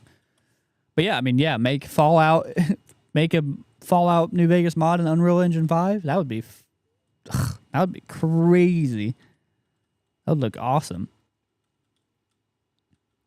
Hell, I would take a remake of 4 in. Oh no, it was made in Creation Engine. That's right. Yeah, I was about to say. I forgot Bethesda. Bethesda has their own proprietary engine. Yeah, that's what I thought. I thought they made it in their own engine. Although Unreal is way better than their Creation Engine. I thought about like downloading Unreal and trying to learn it a little bit. You know what I mean? Because like the fact that it's just free and anybody can download it. I mean, obviously it just depends on if your computer can fucking handle rendering all that shit. And I don't know if my computer is that good, but I could try to render something small. You know what I mean? Like a wiener. Fun. Give it a try. Give it a go. God, imagine if Fallout was an Unreal Engine. Oh, that's what I'm saying, man. I mean, you put anything. It'd be crazy. I would play fucking Frogger in Unreal Engine. Why? Because just everything looks good in Unreal Engine. You know what I mean? Frogger wouldn't. I don't know. I think you could. My man's made with 4 pixels. Yeah, but now he's made it with like 20,000. He looks like a real. You see the slime on his back, dude. That'd be cool. Yuck. Yucky. You just hear the clicking, him slapping on the road. Ew. Be funny. It'd be pretty funny. Yeah. It would be hilarious. No, so. Like, are you excited for like a Fallout 5, or are you kind of like whatever? I really don't care. I don't know. Do you want a Fallout 5? I guess is the question. Because like, there's sometimes it's just like I'm more excited for a Elder Scrolls than I am a Fallout. And I think Oh, we're just like closer to out getting of an Elder Scrolls 6 and a Fallout 5. Yeah, obviously I'm more leaning towards the Fallout because, you know, like I've stated, I prefer the sci-fi over fantasy kind of thing. But Yeah, I mean, like I enjoy, like I said earlier, I enjoy Fallout games, but like as far as like post-apocalyptic or dystopian future, there I find personally there are far better games to play than Fallout.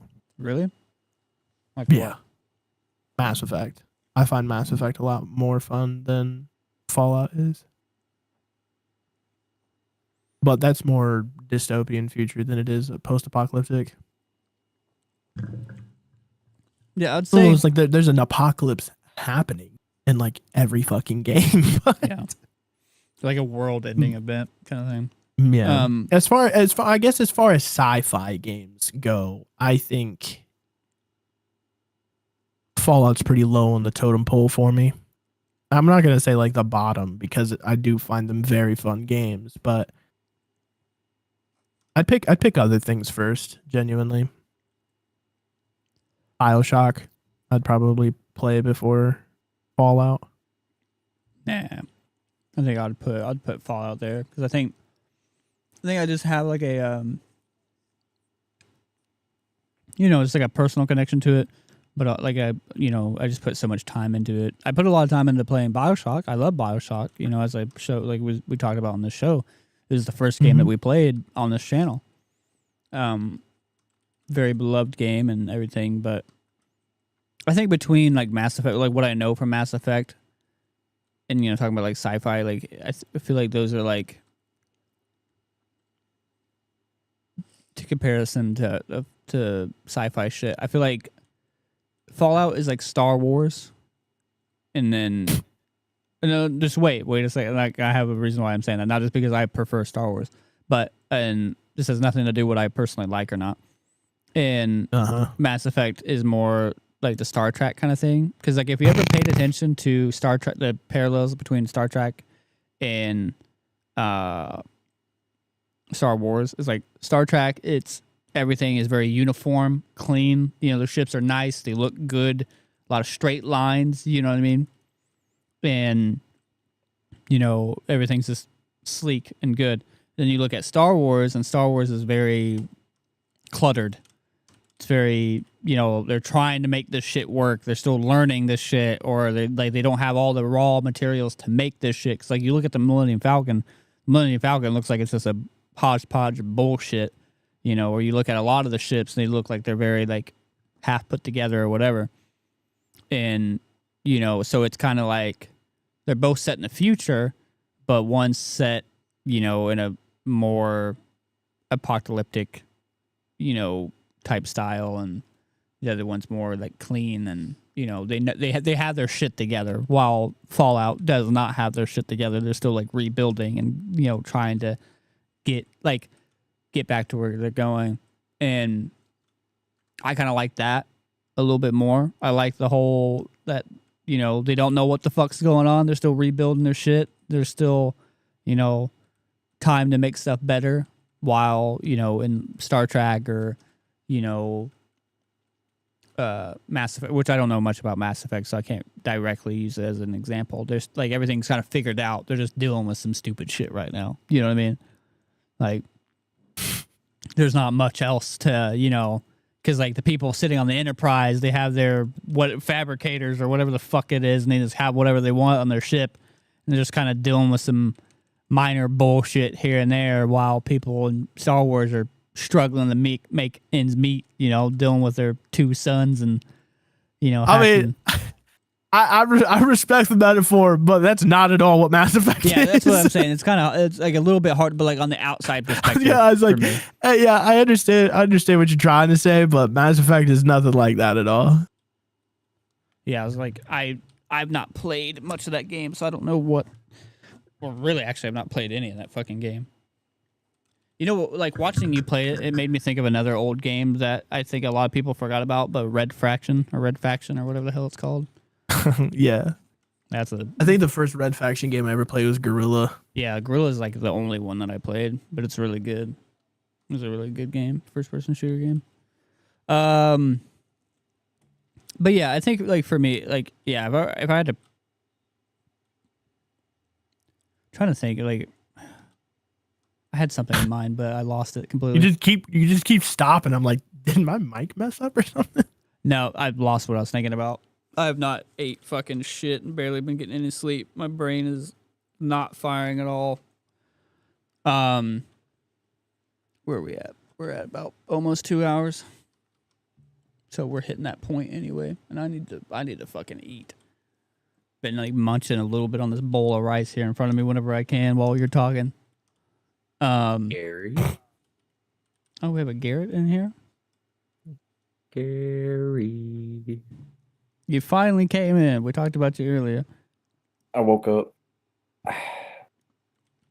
Well, Did we go over the puppet vault already? oh, that's another thing that we didn't talk about that you wanted to talk about, James. Is talk about like the vaults and the shit like that. Oh yeah, we can start hitting into that. You guys want to talk about the vaults and the different experiences and shit like that? Let me pull them up real quick. I guess like we didn't really talk about like what Fallout was. I guess for like the people that don't know. Yeah, and to be honest with you, we hardly ever do in any game that we talk about. So for the people that don't know, Fallout, it's a game franchise set, you know, obviously in the future, and you know, we're at war with China, and to make sure I do the China. with China, and you know, all the nukes, we get nuked, all the nukes go off, blows the whole world to shit. But before that, you know, the governments knew that was kind of coming. So this company called Vault-Tec, they made a bunch of different vaults to help, you know, protect, you know, the people. A lot of times, you know the shit, the elitists and, you know, certain other people or whatever. But each vault had its own little plan, I guess. Each vault was an area to have experiments and shit like that. Not all were Vault-Tec either. What'd you say? Not all of them were Vault-Tec either. Yeah, A not- good Yeah, some of portion them was, were like, West Tech auctioned out and to the different big companies. yeah. Yeah, there were other big companies and stuff like that that made vaults and did their own things or whatever, but the main thing is Vault-Tec. But a lot of them had This is quite the list of known vaults. a lot of them had experiments, like certain types, but then some of them didn't. Some of them were very normal, you know, just to, you know, see what happens and, you know, let life preserved on within that. Or you had some that had very fucked up, weird things. Like there's 1 and 4 that we learn about that just gave people drugs, you know what I mean? And had them all drugged up all the time to see the different reactions and shit and how they would react to the drugs or to them. Well, I think that vault was specifically a bunch of people that were sober, and then the facility started shutting down, and one of the locked areas opened up, and it was a bunch of chems, and so it was the social experiment to see if people who had been sober for a certain amount of time would revert, and if people would, you know, would they get violent over the drugs or not, and things like that. Yeah, I don't remember exactly. I just remember the vault that you had to take Katie to, or Kate. Do you remember the name of it or the number? No, whichever one that you had to take Kate to get her rid of her drugs or chems and shit. Is that 88? Maybe. I want to say that's 88. It was 88. Yeah, you had to take her there because the whole Was premise this was the Vault-Tec Workshop DLC? No, it was a main Nah, it's not that game. one. 88 was the Vault-Tec DLC. Yeah, because you had to take Kate there because the whole premise of that vault was to feed people drugs, and they had a machine there that was basically the cure all for it, the Dictol, to get rid of her addiction to whatever she was taking. I forget what chem she was taking. Didn't one of the vaults make the stuff to make the super mutants? Yeah, one of them was like an Yeah. FEV experiment. Yeah. Mm-hmm. Yep. So the super mutants. So in like numbered order, numerical order, Vault 3 was in Las Vegas, Nevada. It was a control vault. Inhabitants chose to remain in isolation for over a century until the water leak forced them open for trade. The vault was subsequently massacred and taken over by the Thieves. This was in Fallout New Vegas. In Vault 4, publicly known experiment, a vault governed exclusively by scientists with no other oversight. Scientists adopted a policy of letting in survivors to use as genetic experimentation test subjects. Yeah, This I is from remember the Fallout TV series, actually. Yeah, Yeah. I remember that one. Vault 8, a control vault. Inhabitants left on schedule and used their GEC to establish Vault City, Fallout 2. Vault 11, social experiment studying a population's willingness to sacrifice individuals for the safety of the majority using falsified threats of collective punishment. Inhabitants initially used elections to select sacrifices. Attempted coup after the practice was abolished resulted in the deaths of most inhabitants. This is Fallout New Vegas. I also think that once they stopped sacrificing people, the vault opened. I think the vault was just shut until they stopped sacrificing people. Yeah, it's Yeah. like a weird social experiment thing. Yeah. Vault 12, medical experiment studying the effects of gradual radiation exposure. Door was designed not to seal correctly. Inhabitants became ghouls and founded the city of Necropolis. This was the original Fallout game. I do remember that. Yeah. That was... That one's wild. Vault 13 was Mount Whitney in Sequoia National Park. Control Vault, meant to remain ready and on standby until the residents were needed. Inhabitants chose to remain in isolation until a water chip failure forced them to send the Vault Dweller for a replacement. This is the plot to Fallout 2. Yeah. Schism caused by the Vault Dweller resulted in many inhabitants leaving. Survivors were killed and kidnapped by the Enclave. That's when you first meet the Enclave, too. Vault 15, Southern California. Social experiment in which large population from diverse ethnic and backgrounds were forced to live together. Vault's opening was intentionally delayed by several decades. Schism among the inhabitants led to the formation of the raider gangs from exiled inhabitants, cons, jackals, and vipers. Remaining inhabitants founded Shady Sands. It's Fallout 2. I was going to say, a lot of these ones that you're mentioning are probably going to be 1 and 2.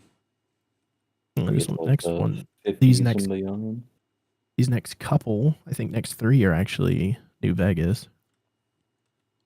Vault 17, West Coast. Inhabitants were kidnapped and transformed into super mutants by the Unity. Yeah.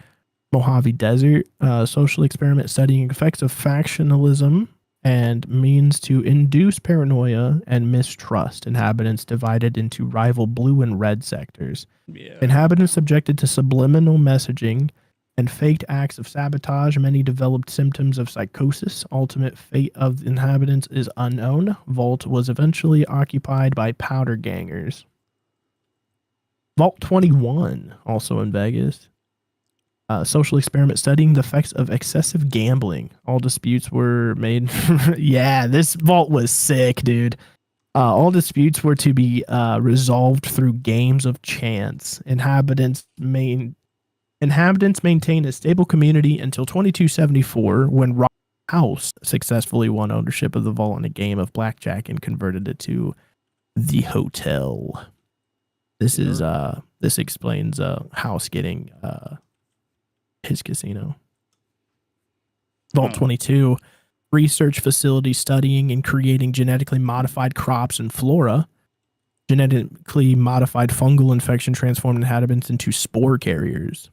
Vault 29, social experiment said to be full of rich, obnoxious teenagers, and the outcome is unknown. This is Fallout 76. I don't think I found that Vault one. 30.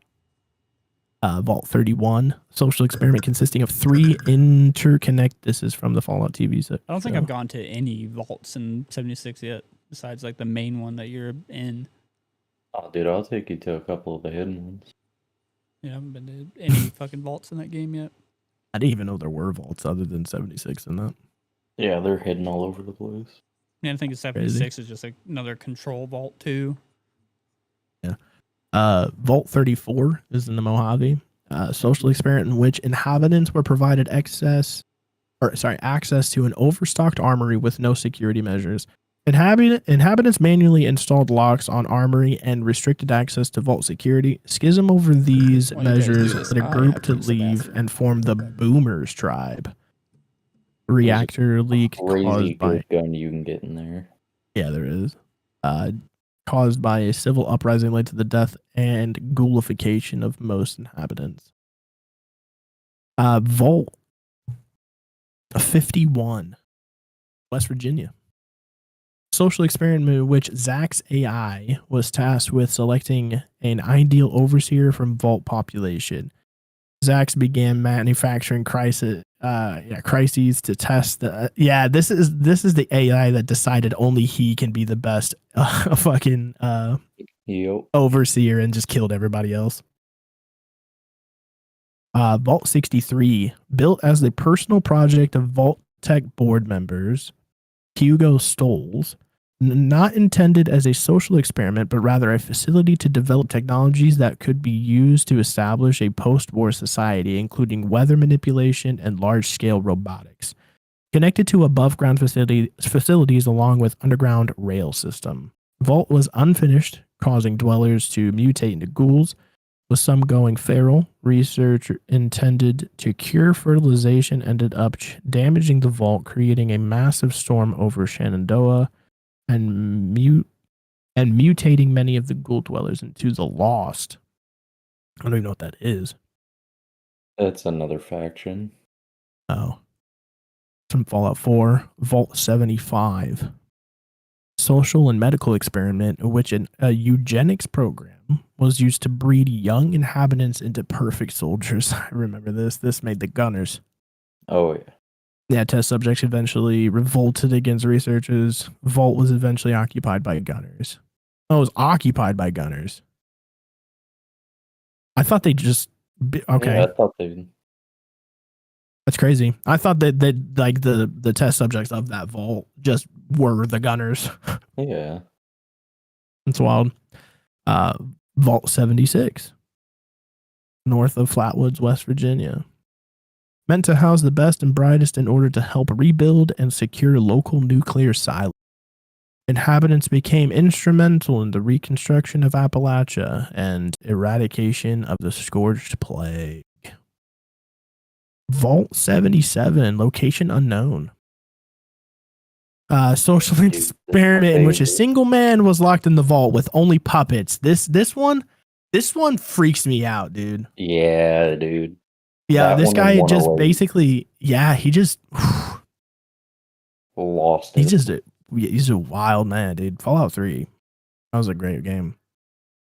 Vault 79, secret service facility intended to house the United States Gold Reserve. Reactor leak killed and ghoulified most agents assigned to the vault. Survivors were rescued by the residents of Vault 76 during the attempted heist of the gold reserves. Vault 81. Research facility scientists in a secret sector of the vault would work to develop a universal disease cure via experiments on an unwilling civilian population. Unwitting. So they just didn't know about it. Operation sabotaged by Overseer due to moral objections. Researchers were sealed within their section of the vault with no means of escape or contact. Researchers continued to work on experiment on mole rats and eventually perished. Civilian section of the vault maintained a stable community and it remains inhabited. I don't think I ever found that one. That's in Fallout 4. I'd barely explore in Fallout 4.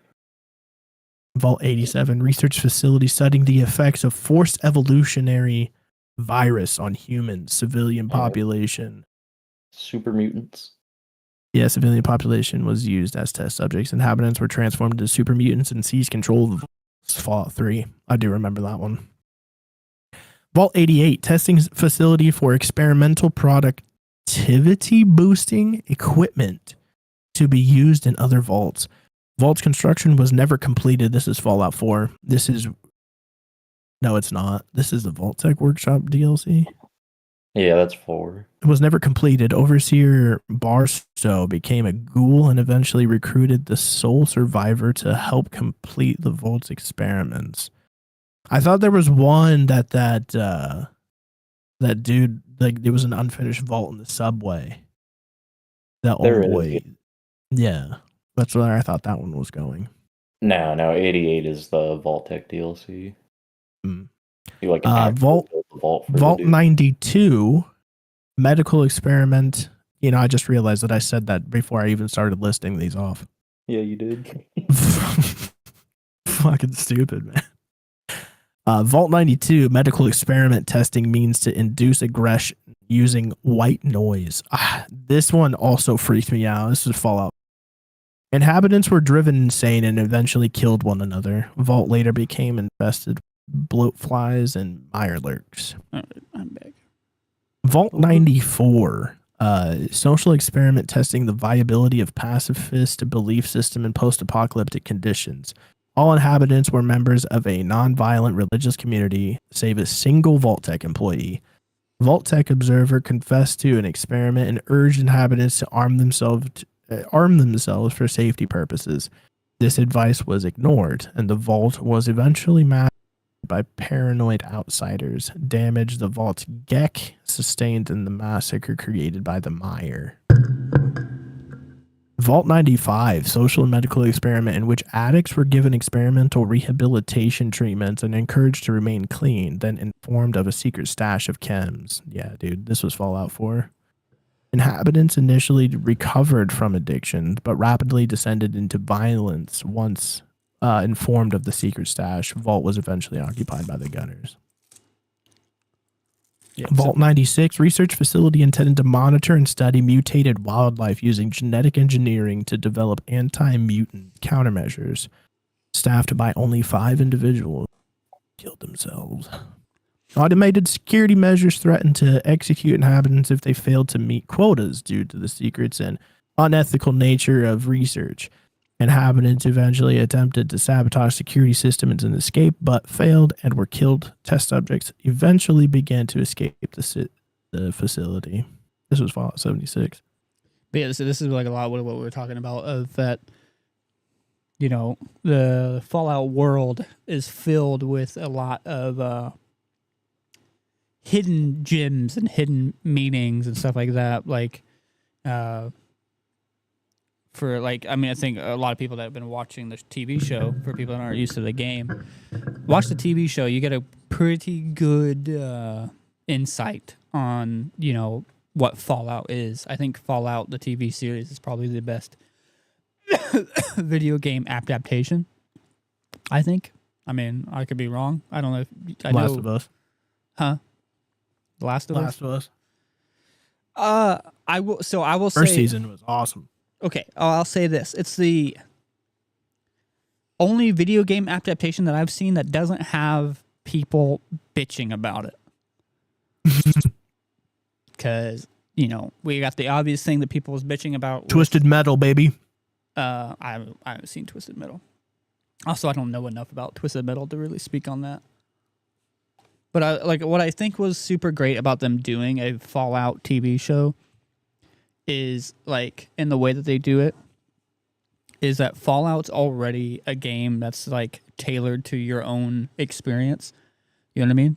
Like, you have your own experience, and each experience is different. Obviously, like, the overarching story, everybody's going to go through the same story, but everybody's time leading up to that point is going to be different. The way that I play it's different than the way that Garrett plays it. The way that Garrett plays it is different than the way that James plays it.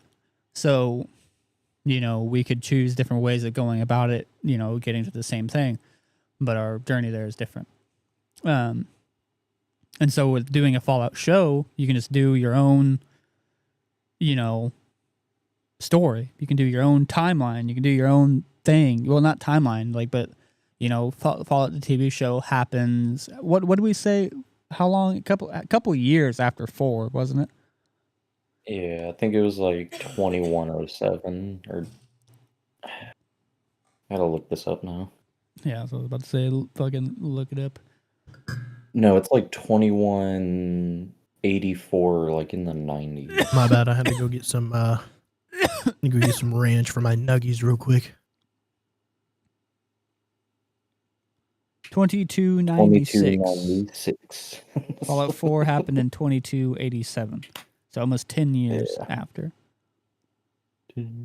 Yes, sir. Talking about from the Fallout show to Fallout 4. So it happens after. So, all the shit with, we found out about synths. I don't know what. So is it canonical that the Institute was destroyed?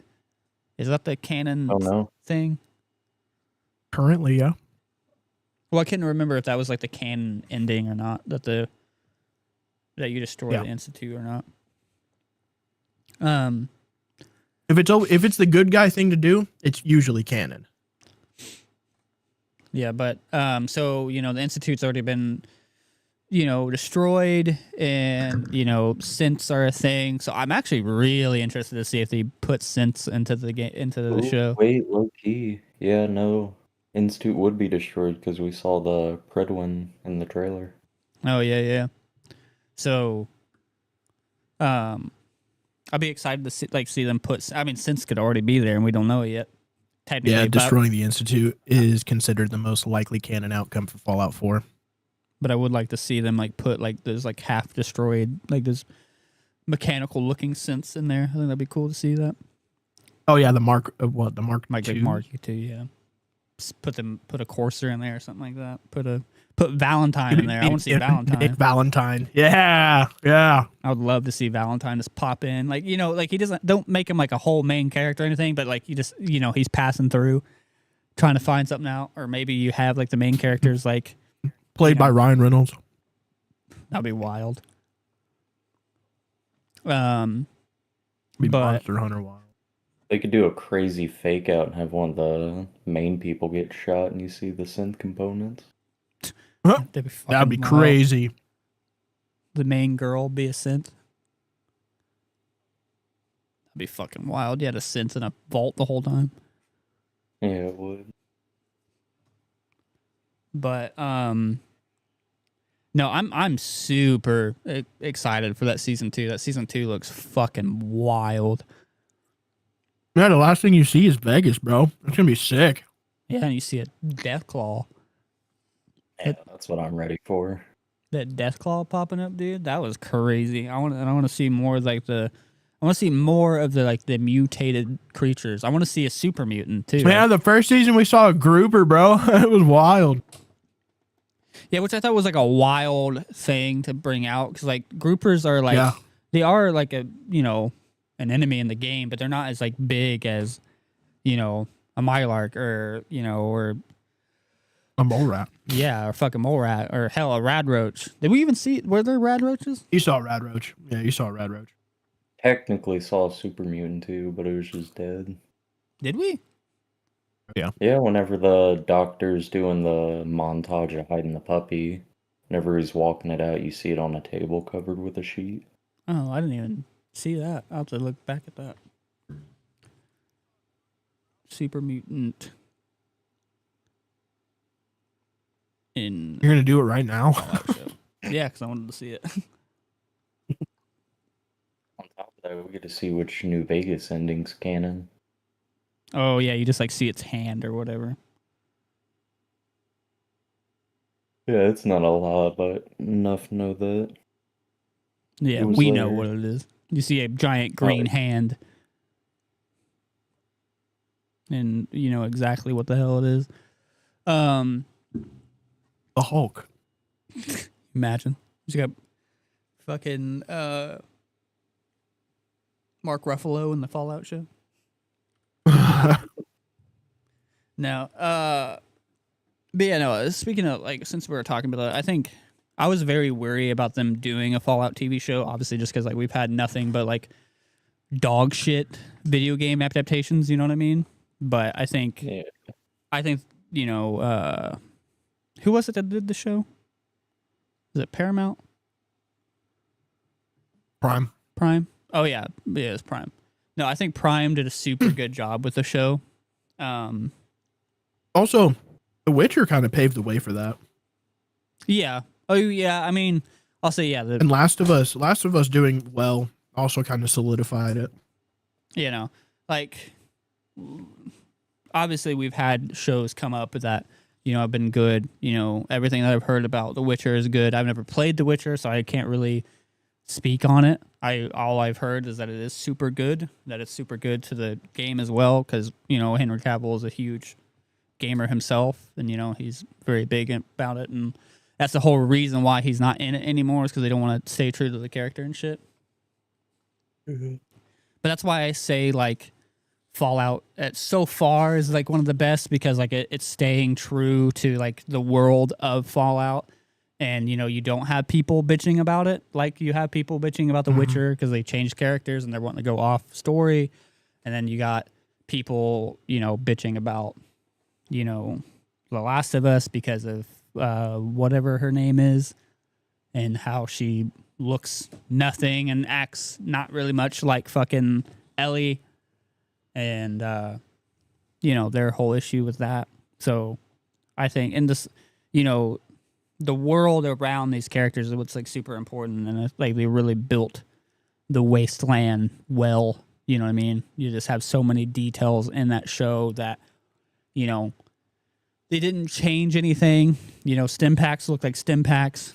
Things were. I mean, what was like the one thing they did? Actually, I forgot. They did change something a little bit. They changed how the ghouls worked a little bit, didn't they?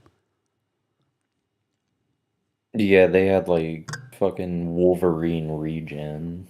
Yeah, they regened, and then like wasn't like the whole like feral thing a little different? Like they had to have chems to keep them from going feral, or they had to do they something. did have that in there. They like did something to make them where they go feral or they don't go feral or something like that. I don't know. Yeah, it was like a special chem. Yeah, because like that's what's keeping that main dude from going feral. Yeah. Yeah, they ended up adding that in 76 too.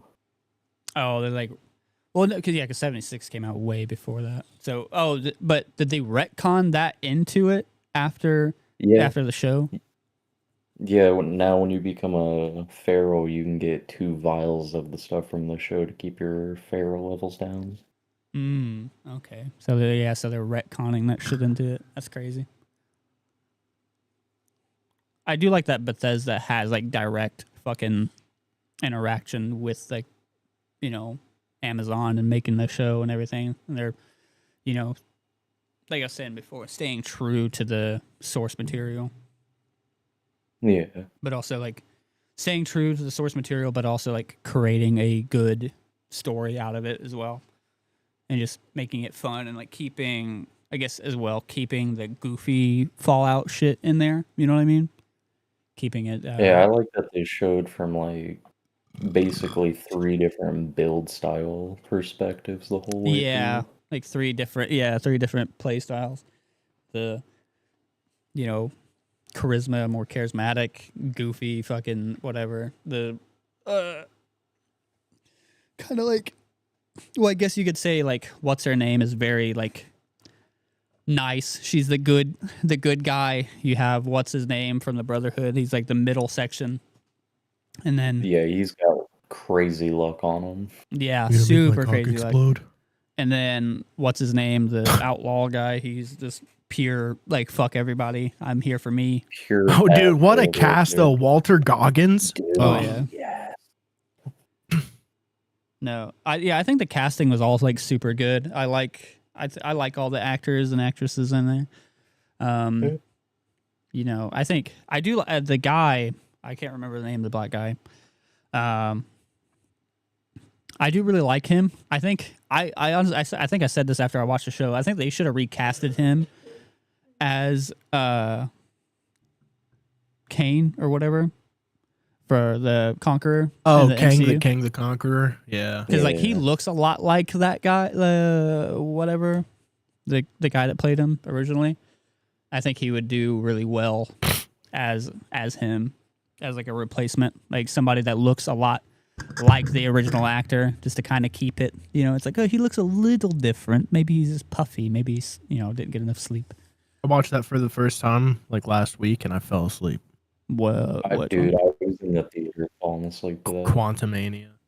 I thought it was funny. I thought Quantumania was funny. Like all the parts with like that part with like that creature that you couldn't understand what they're saying until like they put themselves inside of you or whatever. Like, Yeah, they ruined MODOK. yeah, MODOK was dog shit. Dude. He looks so stupid. Straight I ruined don't it. want to talk about it. MODOK looks so dumb. But it was cool that MODOK was in there. Those, yeah. He said, I just realized that you have tiny legs. Oh, and there are the arms. Yeah, dude, it was so weird. But dude. But yeah, no, I think all the casting was well, especially having a bigger name too, like Goggins in there was nice, and and he plays that villain very well. You know what I mean? That kind of, well, I wouldn't even necessarily call him a villain, but that like that outlaw kind of guy very well. He's like good vibe. The VATS user. I don't know. He shot at least one child. Did he? Did he shoot a kid? Yeah, when he was trying to track down the bounty, he had already killed the kid's older brother and then went to his house and killed him. Oh, well, he's an adult. You know what I mean? They're old enough. Classic VATS user. Call him a VATS user. Were we trying to cover up that slur, or was that That was a cat. cat? It's a classic VATS user, dude. Killing kids. But do you guys use VATS a lot playing? Never. I do. I don't. I I'm hate very it. hit or miss on it. I definitely don't I use think it in 76. I think but it's a cop out for people who can't aim. fair enough. Yeah, I don't. I like criticals. I was don't gonna say care. I do like the critical shots. I like the slow mo, death and shit. Like, How's she gonna see the mysterious stranger, my guy? yeah. I also just don't care. But I use it a lot more just to like identify targets. Like if I like find them, or know if there's gonna be any enemies or people. What was that one guy that Yeah, walks the radar whole too. map just pushing the VATS button to see if he has anybody nearby? No, I won't wait, spam wait. it, but I definitely All of these reasons that you guys have listed are said that what the reasons you use VATS is the reason you hate VATS. no, because like if you press it randomly and it doesn't click, that there's like, but it doesn't lock on to anybody. There's gonna be somebody like in that direction and stuff. So I'll use that and like I'll click it not to lock on to anybody, but just like to hear that click. Because if it clicks, nobody's in that area. But if it doesn't, then somebody's there. It's just you can't visibly see them and like where the VATS can lock onto them. Explain to me how a guy 200 years old magically has a VR system planted in his head that slows down time and magically summons a dude to kill people. Yeah, they didn't really explain how. Did they? I don't think they ever did explain how VATS I work. Like, fucking hate VATS, dude. did they ever explain? It's like in the you take lore? you Like, no, I don't think they ever did. But you take something that can be so immersive, and then you throw something like that into it. It feels so out of place. Aliens are canon. Aliens are canon, and so is teleportation melee. Yeah. I mean, I- Fallout 4 teleportation itself. Fucking hate VATS, dude. yeah, so no, there isn't a specific in-game or in-lore explanation of how VATS function in the Fallout universe. Yeah, I didn't think so. It's just a gameplay element. There's no. I It's figured it was just it's just a reaction thing time. that doesn't make sense. What'd you say, Garrett? I figured it's just reaction time. I mean, yeah, I guess you can chop it up to that for sure. My reaction time tells me that I have a 96% chance to hit him in the torso. And my critical meter is not full yet. Yeah, I can see exactly how many action points I have. No. Yeah, no, I rarely solemnly use VATS. Like I said, I don't. I don't use VATS at all. I've never used VATS. I've tried. I can't say never because I've tried doing like a VATS thing, like all perception agility in Fallout 4, and it's incredibly boring. It's just not very fun. Like crits are cool. Getting the mysterious stranger's cool, but past that, it's just like this game is a baby game for babies now. Pickled Tofu in the chat with pretty sure it's a carryover from the first 2 games being turn-based. Yeah. Still gay. So that I it could shouldn't have been have like said a that, huge sorry. mechanic of that, and that was like their gaming mechanic they just carried over. It was VATS a mechanic from the first and second one? I don't actually know that. I mean, I think judging off of what he just said, I think it was in the first 2. I think he's saying it's like kind of as if it's turn-based when you're using it. Oh, like it makes it turn-based. Okay. No, there wasn't a system named VATS in the original Fallout games. However, the concept that presents a called shot system that allowed the players to target specific body parts for the potential advantage. So it was like a proto-VATS system, I guess. But I am the proto VATS system. You know what's crazy? That's what they called me in high school. Jesus Christ. Fucking tired of you. You see the picture of my Discord? That's the look I'm giving you right now. My Discord profile picture. Oh, you're giving me the smolder? That's the look for everybody else at home to see. You're giving me the I smolder? don't know how well you can see it on the stream. It's so tiny. It's so tiny. But how do you guys feel? What are we about- doing here? What are we doing? What are we talking about? How do you guys feel about Shelter? Played it back in the day. Yeah, when it first came out, I played a lot of it actually. I still Hate it. I have it on my phone. I was playing a lot on my iPhone, so I got like a lot of good shit on there. But now that I switched over to this, I lost a lot of my stuff, which kind of sucks. I got to start all over. But I enjoy. New vault, new beginnings, baby. I enjoy. What's your social experiment? Nothing really. I haven't really thought about doing that. I don't know that that's a real mechanic in the game. I just No, figured it's not a there's a mechanic. theme that we. That's not a I was gonna mechanic. say, I just But- make it one. yeah, I was gonna say we Slowly saw a turn that theme. off the water. Whereas, like, I can see Ryan's social experiment is just segregation. That's not an experiment. That's just how it should be. You know what I mean? Okay. Oh no, dude. That's all jokes, YouTube and other people that watch YouTube, you big crybabies. It's all jokes. I forgot to turn my camera off. My bad. Annie I went as long- says I went that's as long what as I she could, man. said. Which one was What did she say? What did she? Well, yeah, what did she say? Well, does she like segregation? Is that what it is? Annie confirmed as a racist live. Annie YouTube. likes segregation. What a woman. Oh shit. No. But no, I liked I like Shelter. I think Shelter's pretty fun. It's definitely one of those. It's a very good mobile game. You know what I mean? Because like it's something that you could do your thing. When y'all said tiny, so tiny. Did we say tiny? Who said tiny? She's watching somebody else, bro. Are you watching a different stream, Annie? Are you cheating on us? Oh no, tiny, so tiny with your Discord picture. I see now. Oh, okay. Yeah, refresh your page, dummy. Fair enough. I gotta see if the live on Facebook is still going. Yeah. But I thought it was really fun. It was a perfect mobile game, I think. And then having the IP of Fallout, I thought it did well. You can go out and do the quest and shit, make the overseer's office, and Who was your guys' go-to companion? Which game? I will say Pick a game and tell me. I can't really remember a lot of their companions, and I was one in. I don't remember any in 3.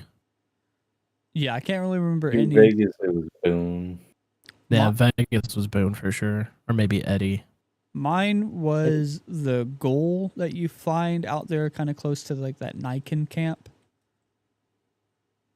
Ooh, okay. I can't remember respect, his name. dude. What He about was really good. Jackson, the super mutant?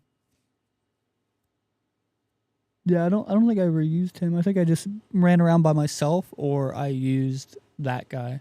Ran around by yourself. My God, Lone Wanderer, Bert. what a dork! Primarily, yeah, I would play those games all by myself. Primarily a dork. Whatever, man. I'll take it. In 4 though, Dog meat. Piper Always dog meat. Piper was my first Piper? go to. That and then well, I think it was Kate first and then Piper. Yeah, I mean Kate's better than Piper at least, but Piper, bro, that's What's wrong brutal. with Piper? That's hard to hear. Well, nothing was really wrong with Piper. I find her incredibly annoying. The whole first conversation getting into Diamond City made up my mind. Yep. I was like, hold on. I just got to town, bro. And you're already manipulating me into getting you back in town after you've been kicked out, bro. Get real. I don't like her. Nah, I didn't really have a problem with her. I didn't mind it. I didn't mind her story. I liked her Crazy story. work, man. She gave you food when you guys are out and about. You talk to her. She just hands you some food. Great. Let's pretend that anybody ever ate food in Fallout 4. Dog meat would find you just anything. That was Sniper rifle sitting in a tree. That little fucker's gonna grab it. When you take him to the junkyard behind Sanctuary, he'll get you your first Fat Man for free. Well, Yep. I was about to say, remember the exploit where you can use him to get the cryolator out of the vault? Right? Well, yeah. But And I still why he's the best. I think they eventually patched it. But He also doesn't get in your fucking way. I definitely have had dog meat get in the fucking way. I don't remember a single time dog meat's been in my way. I've definitely shot Only- that And dog. if it Well, has just like happened, knock I'm on gonna the pretend door. it didn't. What'd you say, Garrett? Only thing that he's done is like if I'm going in an elevator or something, he just won't go in the door. That's pretty much any companion that will not go. I mean, into real an talk though, elevator. Valentine is probably the best. Yeah, Valentine was nice because Valentine's like my boy. he was just a cool dude. He can hack computers for you. Yeah, that's mostly why. Because like I can pick a lock. I don't care about hacking anything. Yeah, I will say I hate hacking computers. Hacking was in so- yeah. terminals and the game. I mean, at least in 4, it got better because in Vegas, if you failed, you just You're couldn't do fucked. it again. yeah. Yeah. That was another thing, like what I was talking about, like earlier. I should have mentioned earlier, like where 4 just kind of did a lot of good stuff, and that was one of them, making it to where you just don't permafail this terminal, and you Yeah, cannot get into it. Like This is like the birth of save scumming and fucking Fallout. It was like, I got to get this terminal open because I have no idea what's in it. I've never Yeah, done this. you have no before. idea, or like, was there any quest that was like locked behind a terminal? No, never. No, because I don't think. Well, I There wouldn't put was it past one, them. in New, But, like- one of the vaults with the spore creatures they made. If you couldn't get past a terminal, you can grab one of the holotapes. Mm. Oh yeah. I was about to say they always had some sort of alternative to get in there. You can find like the Oh, password and or in something. Fallout 4, wasn't there like a science requirement to doing the helping Dan's at Skyjet? Yeah, you have to have like your intelligence or whatever high enough to even be able to hack into it. Annie said, I don't know if which chat she's still in, but she on Facebook she said nerd. Who? Whatever. But no. Yeah, I'm a nerd. Who cares, man? But when it came to healing yourself in Fallout, how like were you guys like primarily like food or like the Never. stim packs? Stim pack all the way. Says LMAH here. Oh, that's where she's at. She's in the YouTube chats. But so you said No, never. I only ever you just use stim packs. Yeah. Garrett, you say the same thing? Yeah, stim packs all the way. Yeah, I literally Food is just not efficient, man. Like you can have like 30 rad roach steaks and still only get like half health eating them. yeah. Like get all one stim pack is like most of your health and it cures Yeah. limbs. Yeah, you can get the stim packs. Which and- again is like a Resident Evil thing, bro. You got a broken leg, a broken arm, and a skull fracture. Pop a stim. Pop a stim, you'll be right as rain, whole baby. Resident Evil, it's just like, hey, smoke this herb, and then now you're magically Yeah, smoke this. Or how about you just pour some water on your hand? Yeah, you get into newer ones into like 7, and it's just like pour this goop on your arm and magically. I mean, like reattach it. I respect, you know what I mean? Because I'm not trying to see like a dude sew his arm back on and shit like that, because that's pretty brutal. But like, It's just so wild. also to that would me, take like, that would take so long. literally in Village, like what's her name cuts your hand off. You grab Yeah. it and then you pour liquid Pour on it water and you on just it, and smack you're it back, fine. and it regrows Yeah, itself. it's so stupid, dude. But But I mean, I think they did that on purpose. That's kind of like, yeah, we know what we're doing. Leave it alone. You know well, I what think mean? they explain that it's some sort of like, Umbrella Corp type shit or whatever. But yeah, this magical herb that seems to grow everywhere. It's an umbrella corporation thing. We've plagued the earth with all of this herb. But yeah, I was gonna say with the sim packs, you can get the perks that like make them like replenish more health and shit, like over like 50 to 75% of your health. So, Yeah, like, there's just no I think point at there's all. even one that gets rid of radiation if you use a stim pack. And then like in the older ones, Dude, and- was it Aqua Boy or Aquaman or whatever that perk is that you just are immune to radiation in water? Yeah, Like even if you drink dirty water, you're immune to the radiation it gives you. It's like, I mean, and at that some of point, these there's perks, just no point. photosynthetic. What Yeah. a crazy perk, man. Yeah, you can just do. It's like, certain- yeah. Do you want to have like really good health regeneration from time of 6 a.m. until 6 p.m.? Sleep at night. You'll never have to worry about healing again. Yeah, the game is super wild, and I'd literally just take like all the like purified water or food I find and just sell it, and just supply and demand, man. I mean, it's a generous read to even get me to pick it up. I'll pick up purified water for veggie starch and dirty water to make into purified water, but past that, I'm not picking up food like at all. Yeah, I would hardly ever pick it up, but if it was like given to me through a quest or some shit like that, or depending on the food, Yeah. you know what I mean? Like if it had a high enough. Yeah, given to me through a quest, like, yeah, first of all, preach, I guess. Yeah.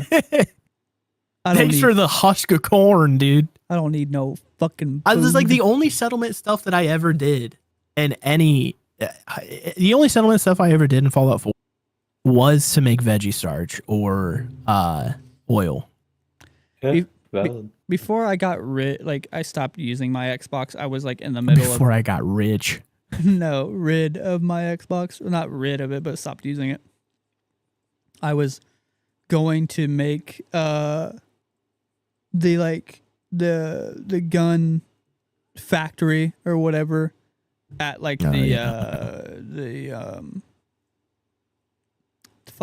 the drive-in. Cook. I was gonna use Cook. the drive-in to make like an entire like sweatshop out there, and just send a bunch of And couldn't you can just automate it, right? Yep. With like the Vault-Tec eventually you can workshop like DLC. you can take all that stuff and you have like conveyor belts and shit and just like Yeah, make dude. it all. I never did go that because do your I honestly, I Minecraft and didn't really- make hoppers and shit like that. I think. Yeah, bro. It's like I respect it if you're into it, because like I've seen some of those like videos of people putting up like gun workshops in Fallout 4 or whatever, and I'm like, man, that looks crazy. That looks super cool. I will never do that. No, I enjoy it. I mean, and Garrett. I mean, I could say that.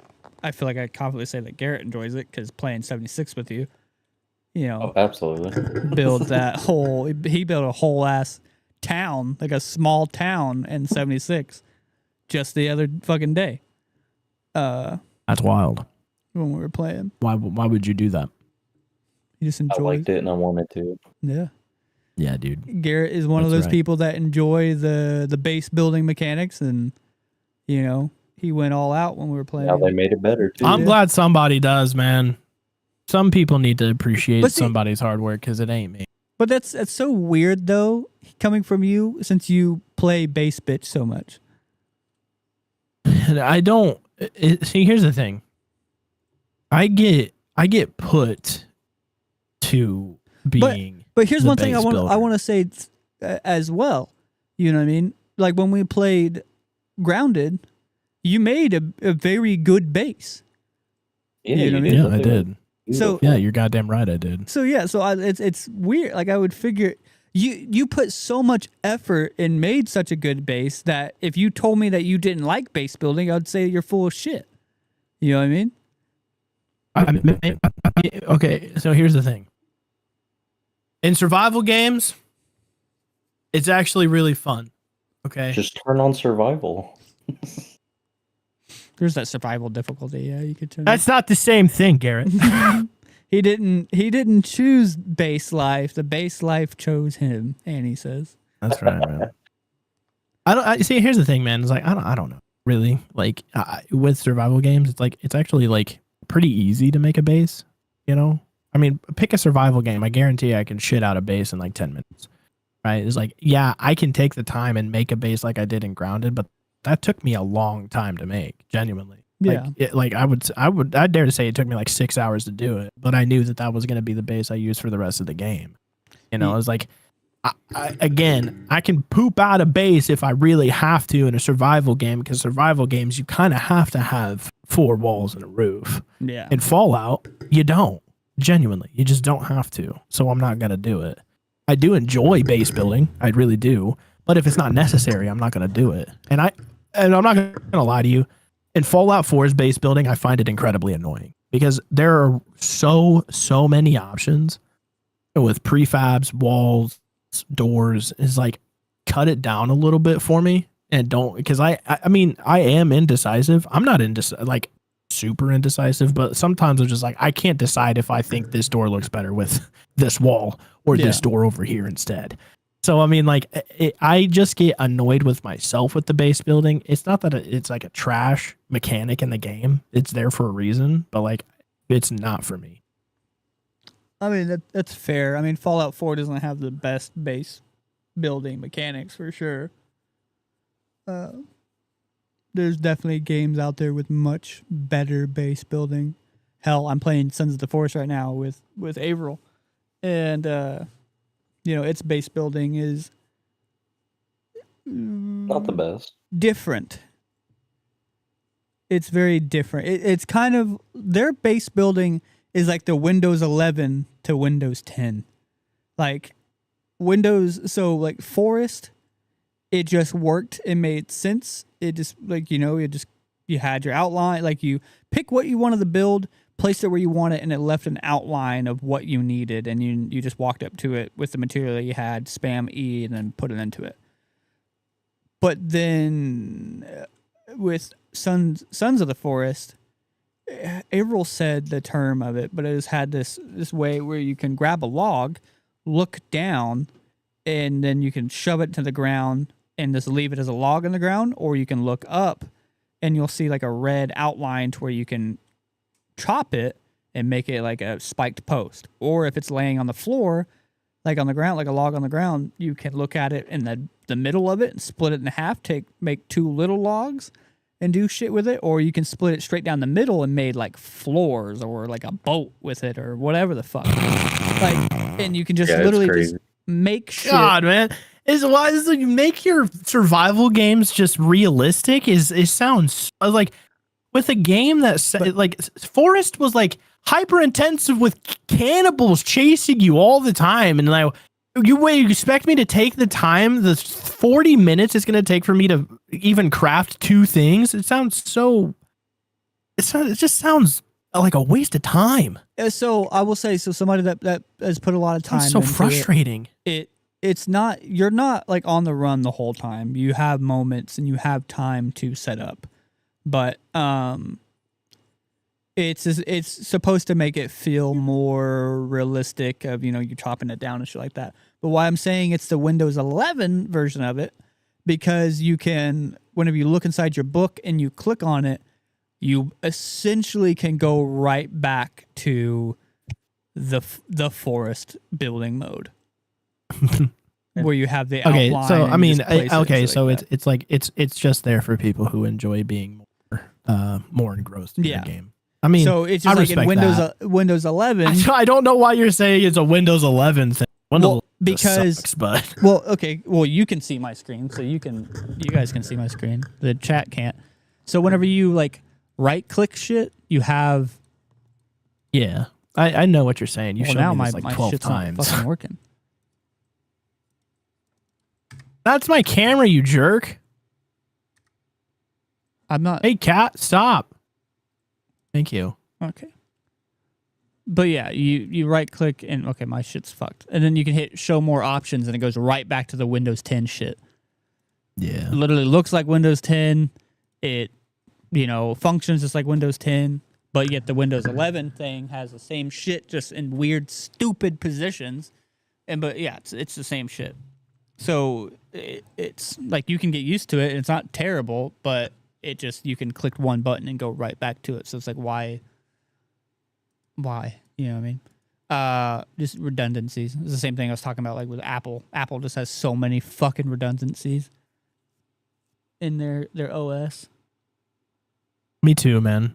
What company do you think Apple will be in Fallout? West Tech. I think they would be Vault-Tec because they're the ones that tell you like this is I think new and improved. This is good for you. Blah blah blah. And it's just the same. I think they would be West Tech. I think James is onto something there. I think they'd be West Tech for sure. Why do you say West Tech?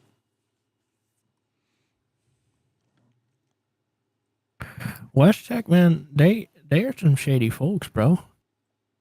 Weren't they the ones? Hold on. Yeah, Vault-Tec would be like Disney. Yeah, dude.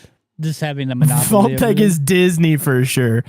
West Tech Corporation, commonly referred to as West Tech, and also known as West Tech or West Tech. Okay, thank you. All right. What's a major United States defense contractor and research corporation involved in strategic defense projects of the Department of Defense, such as power armor. Yeah, dude, that's what I'm saying. Apple would be all on that power armor kick so fast, dude. Yeah.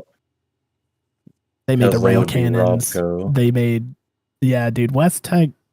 I'm telling you, if Apple ever got into the war game, bro, if they ever decide to like take their technology and put it into like manufacturing weapons and stuff, yeah, they would be on missile. That. They would be on power armor, rail guns. They would be on. Imagine being in war and you see like an Apple branded shape. Apple brand Tomahawk missile coming at your chin. You got Johnny Ives like in a commercial. It's like it's the biggest warhead in the missile yet. Just like they do every fucking year. Like, this is the biggest Apple. And it was the big and bad. Your internet went poo poo. Are you still here, Jay? Yeah, it tends to do that. I thought that was me. Okay. Yeah, I can't tell if it's me or if it's James or who's X277 magnetic rail cannon. What? Excuse me? Sounds pretty I don't know cool. what the X277 magnetic rail cannon. An abortive Gauss rifle project canceled after cost overruns and the realization that fielding it would be prohibitively expensive. The public and museum authorities exhibiting the remaining prototypes would designate it as a railgun or rail cannon. Is this an Apple? West Tech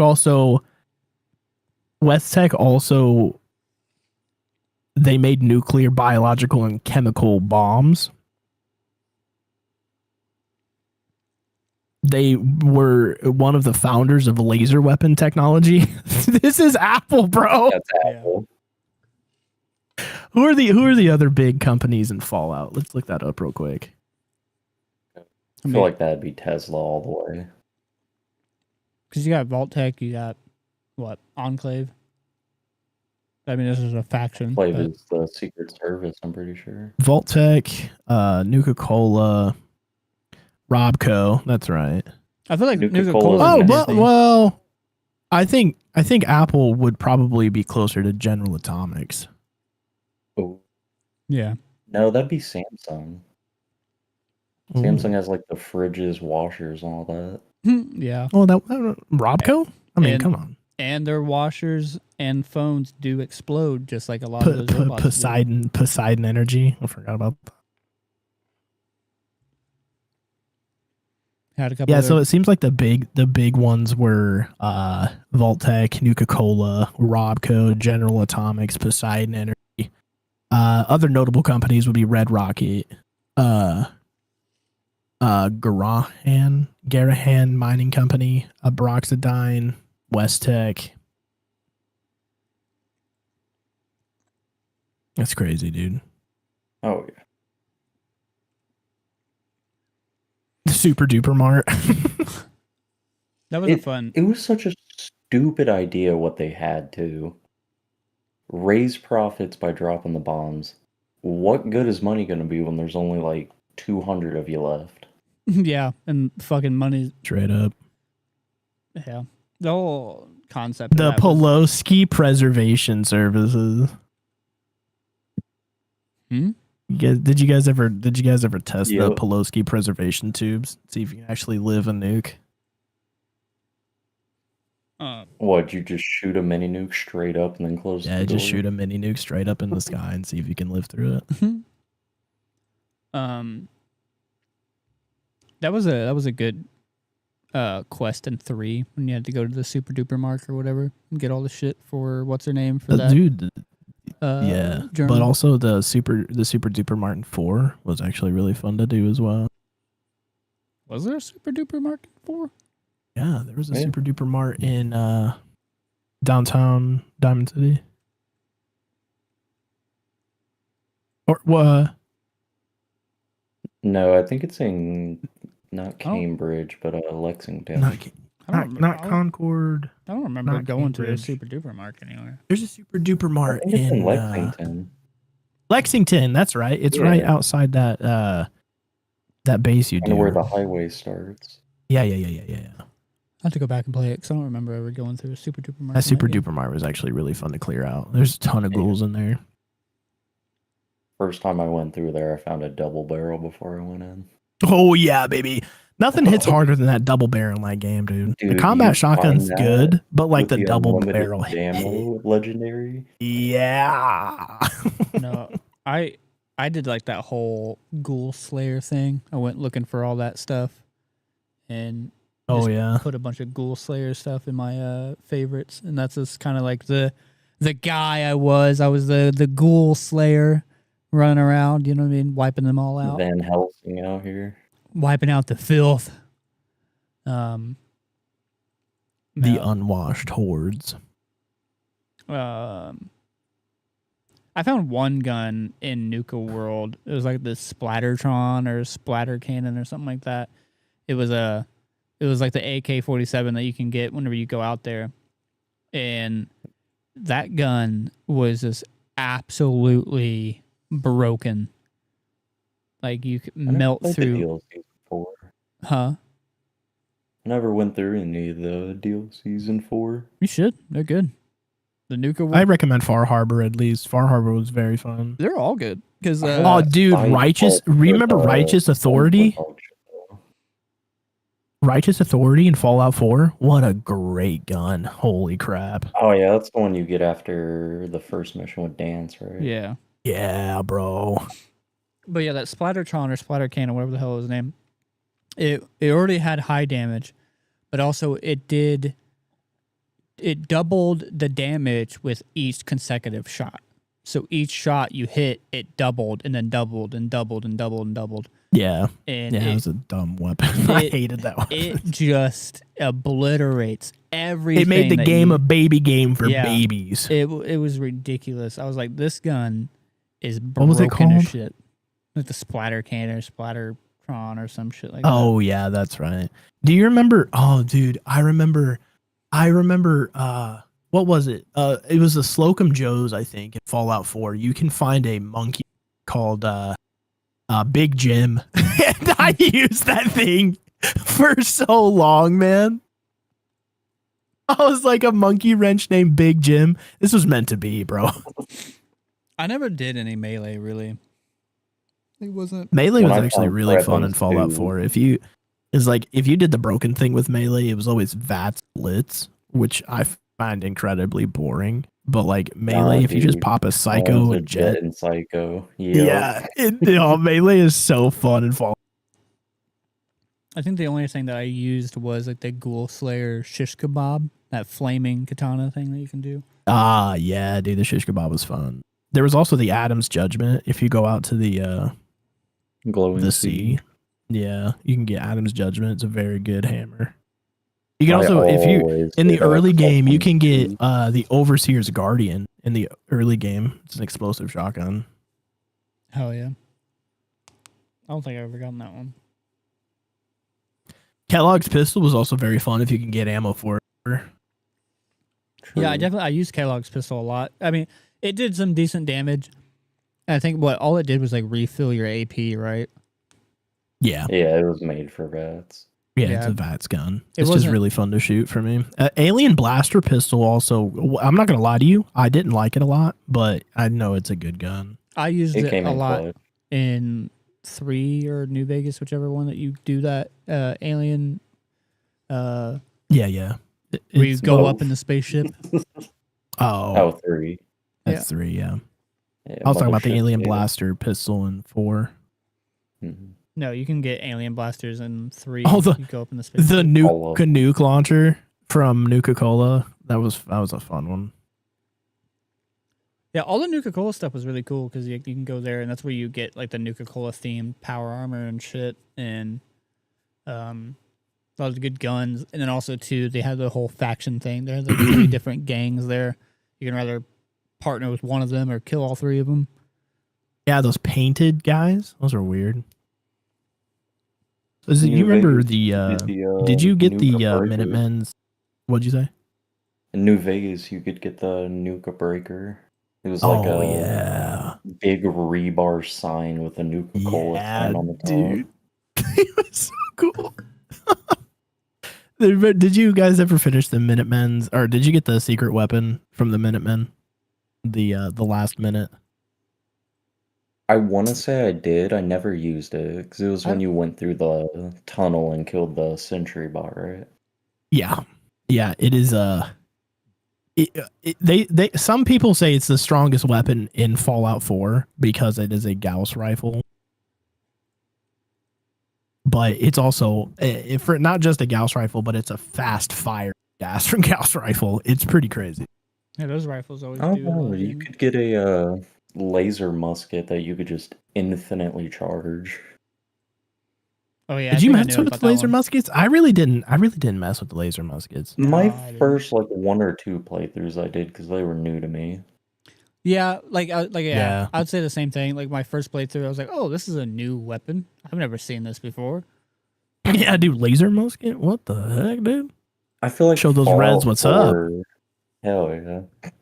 I feel like Fallout 4 just has the Skyrim effect. As soon as I get Deliverer, it just goes instant stealth sniper. I don't go. Yeah. I never. I get the. I've gotten the deliverer one time, and I did the stealth sniper, and I was like, I'm not doing this ever again. As soon as you get that pistol, it's over. The Deliverer was man. my favorite. The deliverer is a crazy gun, dude. Wasn't The it like it was Silver a Shroud crazy SMG sneak crazy. multiplier, wasn't it? It was like I want to say 8 times. It was something like that. stupid. I thought it was cool, like especially like the little silenced Makarov. I was like, "This is sick. I like using this, sneaking around, just popping people." Yeah, it's a tiny little. a tiny little Makarov that does all that. Man, the Silver Shroud SMG was crazy for me. Oh yeah. It didn't really Oh, do much yeah. damage, did it? No, not really. But No, it was, I think it it was was- sick fire. looking. I It think was all it's- chrome, bro. Yeah, I was about to say I don't remember it having a legendary effect. I think it was just a chrome submachine gun. Yeah, Yeah, the yeah, fire that's what rate made it. was That's what crazy made it on fucking sick, bro.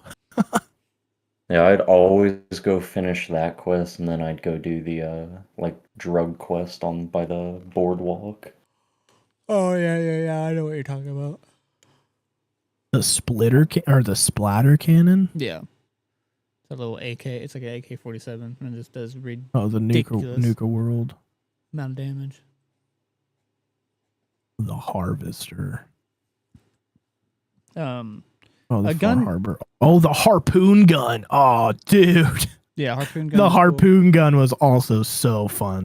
A gun that I really liked too was the Roro spike gun. I really Yeah. enjoyed that Ooh, gun. yeah, good old Spiking people, roller. like shooting in, spiking people on. Very fun. Yeah.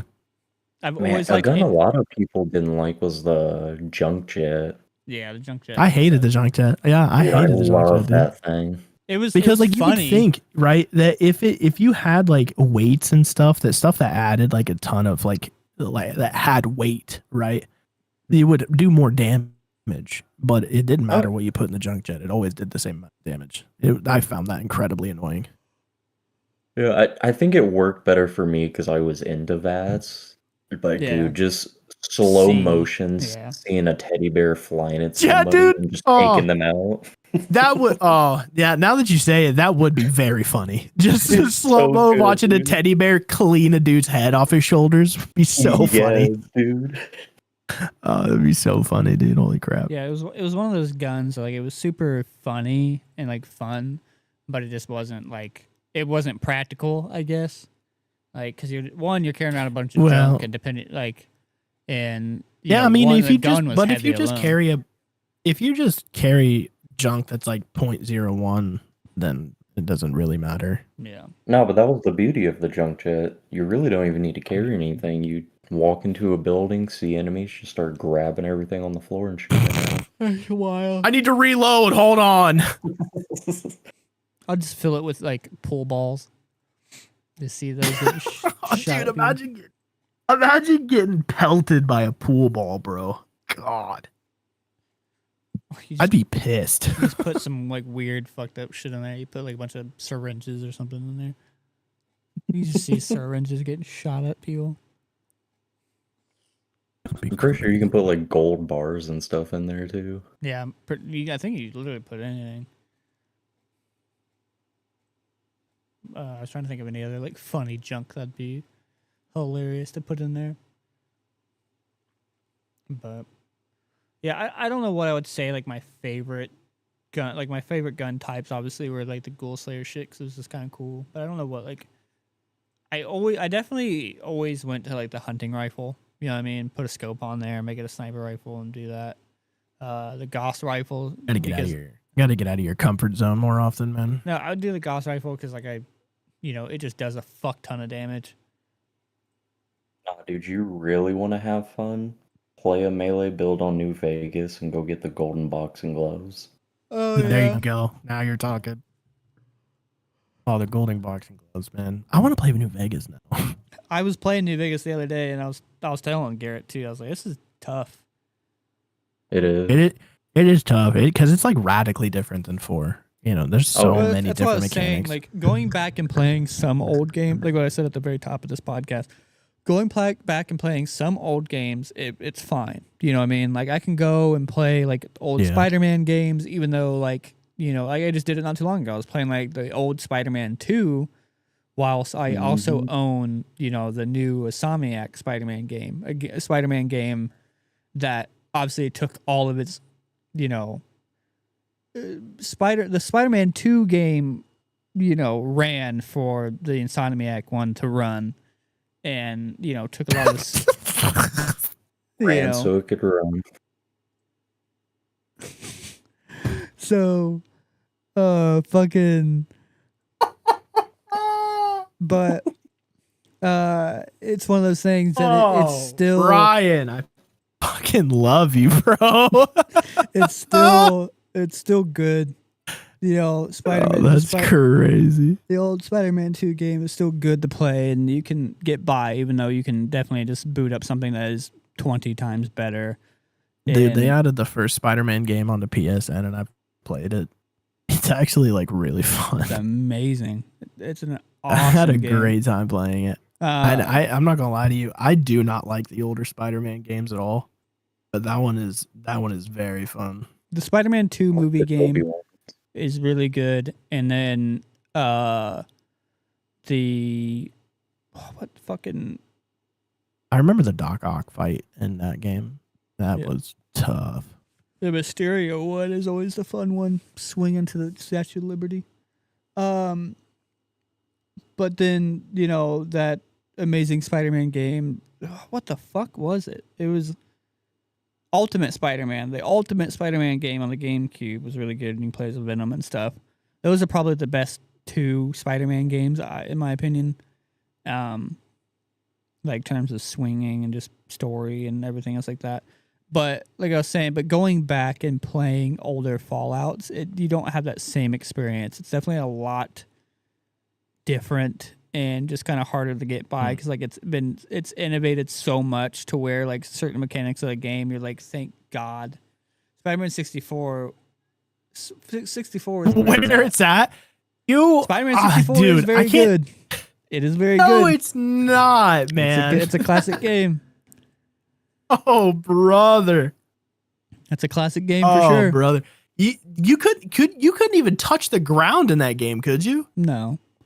Not like the city. You just straight ground, up like the die, cityscape. right? Yeah, if you stop swinging. Just like, literally just like in the first Spider-Man movie game. But. Oh, man. The cool thing about the first Spider-Man movie game is that you can play as fucking Green Goblin. That's pretty sick. Oh, man. I don't know, dude. Lego Spider-Man kind of does it for me. Goblin gas. Goblin gas. Yeah, I think that the Goblin gas was like their way of like, you can't touch the ground because there's like stuff stopping you from doing it. They kind of did something like that with Batman, Arkham. I think it was Arkham Knight. Oh, the one with Scarecrow. I don't remember which one, but yeah, there was a part of the game where Scarecrow's gas was like everywhere, and you couldn't be in certain areas. I don't remember if it was on the ground or it was Arkham Knight. I thought it was. I think it was Arkham Knight. Yeah.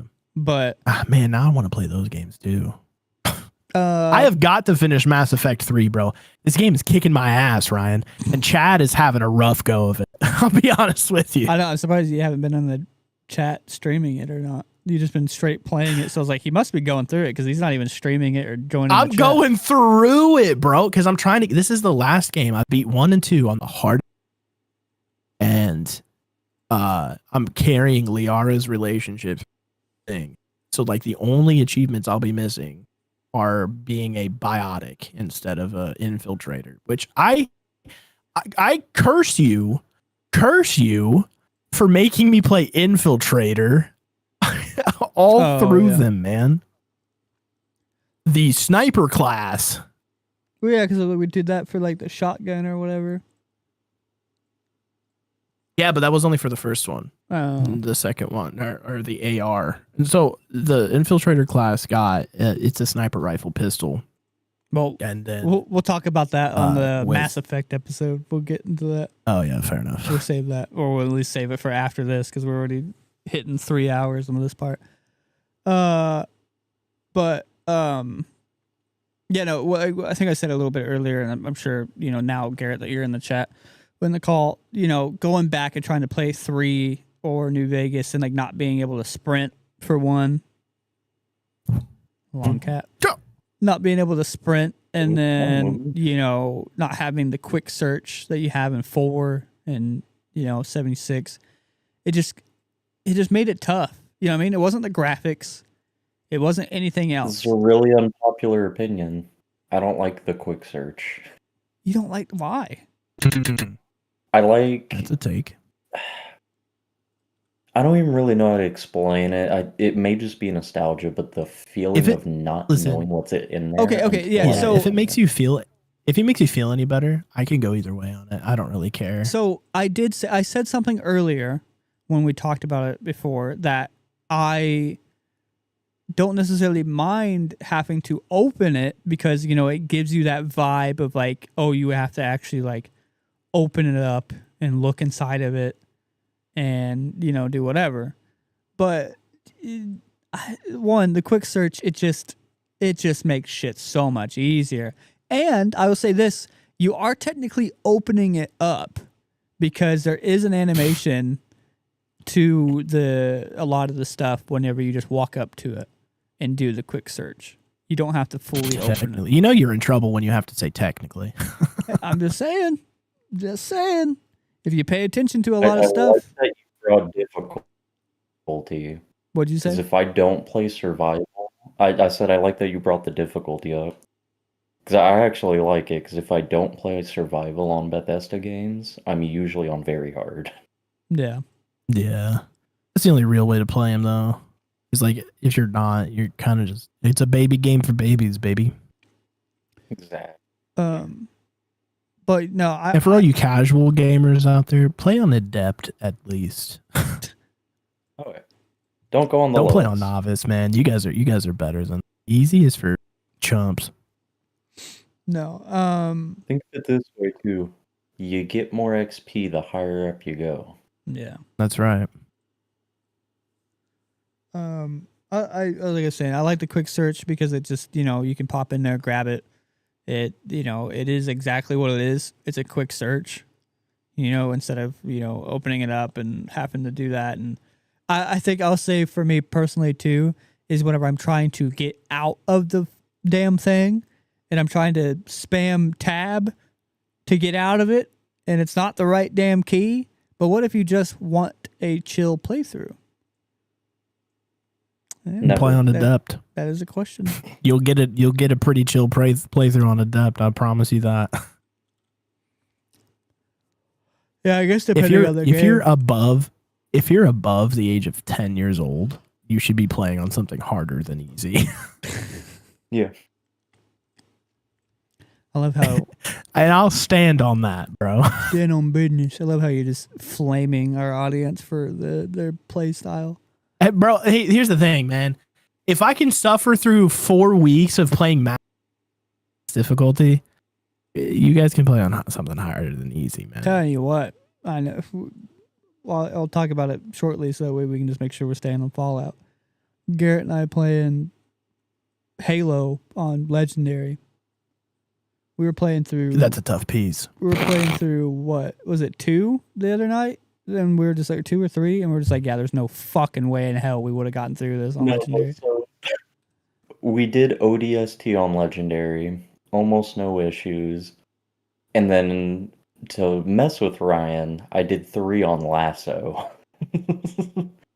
No, brother. We got to the part where where did we get to? We got to Savo Highway on Lasso. All the way Savo? out there. Yes. Okay. Got to Savo. Respect. Cut it there. There was Yeah. no going forward past that one. Yeah, This dude. is- When it comes to stupid. Halo Legendary with vehicles, oh brother, it's annoying. No, we got to certain parts with where we playing 2 and we're dealing with the flood, and we Oh, were the just, flood's not we that weren't bad even on Legendary. no, we weren't No, even we on did the- Legendary, and we were getting our asses We kicked. did the flood stuff on normal. We're getting our shit Yikes. rocked from the flood. Yikes! Yeah, so like we would have did that on Legendary, it would have been terrible.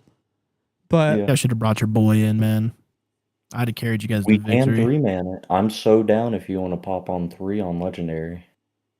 I gotta install Master Chief Collection, yeah, I still, but have, I'm down I'm to for do it. I still have it down. I'm for it.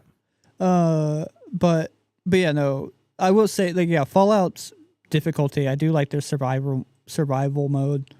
You know, where you do have to drink and eat and sleep, kind of, and your ammo has weight. I really try with the survival mode on the Fallout games. I really do try, but then I'm just like, man, this is tedious. And Yeah, it's rough. not a crafting game, not a survival game. So you like- only because, like like- that mechanic in a survival game like Rust or Nah, not no, Rust, but- I do like the survival game in Fallout. It's just 4 does it the best. four does do it the best, but It gives it's also you full access to plant or craft whatever you need to survive. yeah, but like trying to do it because my first time trying to play a survival game, that wasn't a survival game, was Fallout New Vegas, and New Vegas's survival is brutal, dude. Yeah. It Yeah, they is don't give a shit brutal. in there. Yeah, nothing is readily available, like nothing, and it's like finding food. You're gonna burn through caps just stopping at fucking bars to get food, bro. Yeah. I learned real quick you beeline it for the Sunset Sarsaparilla Factory. That or like you really go gamble your life away and make some caps at Vegas, man. Because like, Oh, absolutely. I mean, I did anyways, but So where Daddy found out he has a problem. Daddy's I really good. think- I mean, the shades say it all. I think I was talking to Anna about it. And before I say that, Sweet Nostalgia does not condone gambling by any means. If you do, Gamble responsibly. one, don't do it. If you do it, like James has said, Moderation. do it responsibly. But I was just like, Please be 21 years of age. or do it digitally where it's not real. Do it in like a fake digital thing. Where it's not real. Stars online. There you But go. no, God. that's what I've been wanting to Fake do stars, fake money. so bad here lately. I've been wanting to like play, poker and just gamble on a game, I was like, not real life gambling. Like, I don't want a real life gamble because fuck that. But I do want to gamble on something. Yeah, and you go spend all your money, dude. You said go spend all my money. Got it. Nope. Sweet Nostalgia. I'm You gotta spend money to make money. Take a gamble on your boys. Donate to Sweet Nostalgia so we can get big. Call it an investment. Yeah, dude. Just gotta spend money to make money. That's where we're at. Spend money on us so we can make money. Yes, sir. No, you spend money on us so that way we can bring you guys better entertainment. Noise. Noise. Right. Anything else on Fallout that you guys have been wanting to talk about? Garrett, anything that you wanted to bring up coming into the podcast later on? We covered most of the ones I was going to. Garrett, who's your favorite No Bark Noonan quote?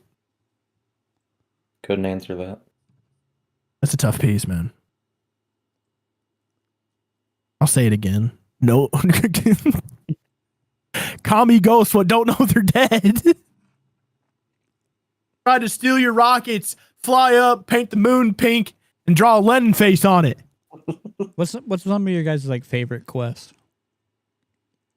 Oh, favorite quest. Ooh. I really like the Anchorage one Dang, dude.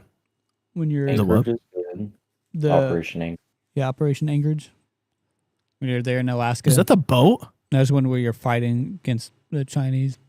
Going to Oh, the yeah. simulation. Oh, dude, one of Yeah, my favorite simulation. quests. You remember in Fallout 4 where you had to help the robots get that boat off? Like, to get the boat to take off, Yeah, and then you it get lands the on the building. broadsider.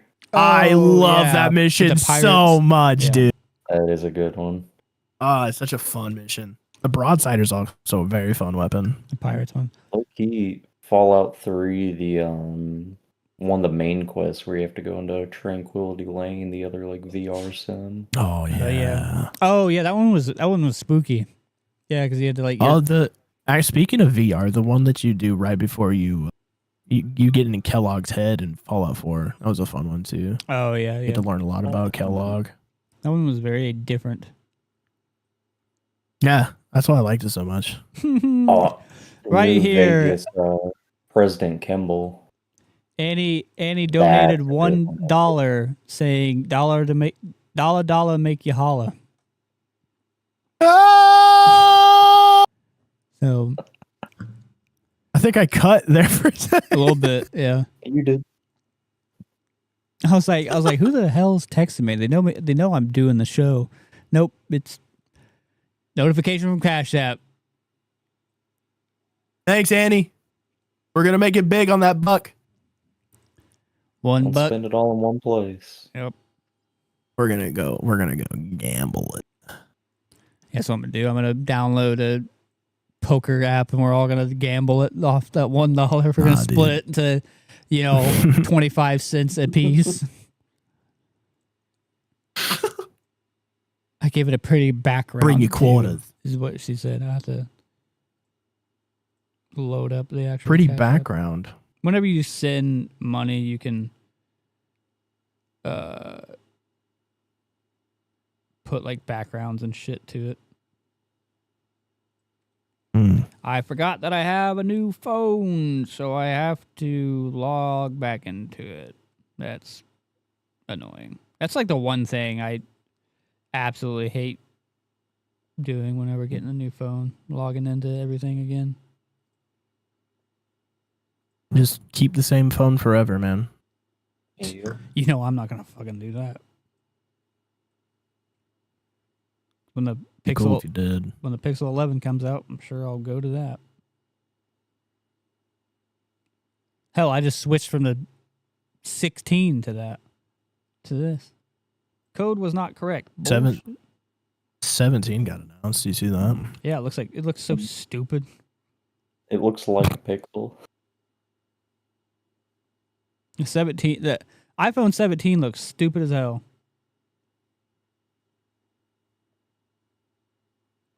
You can't tell me any other way. Jesus.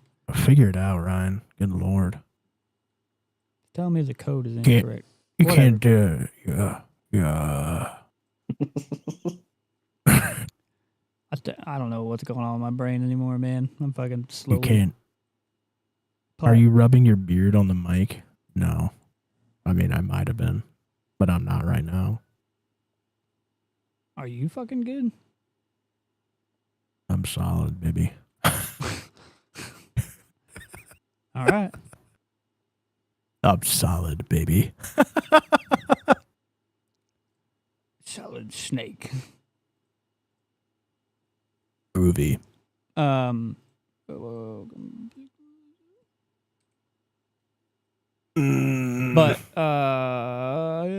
what was I saying? The Anchorage one is super fun. Megaton was fun. Yeah, so here's the.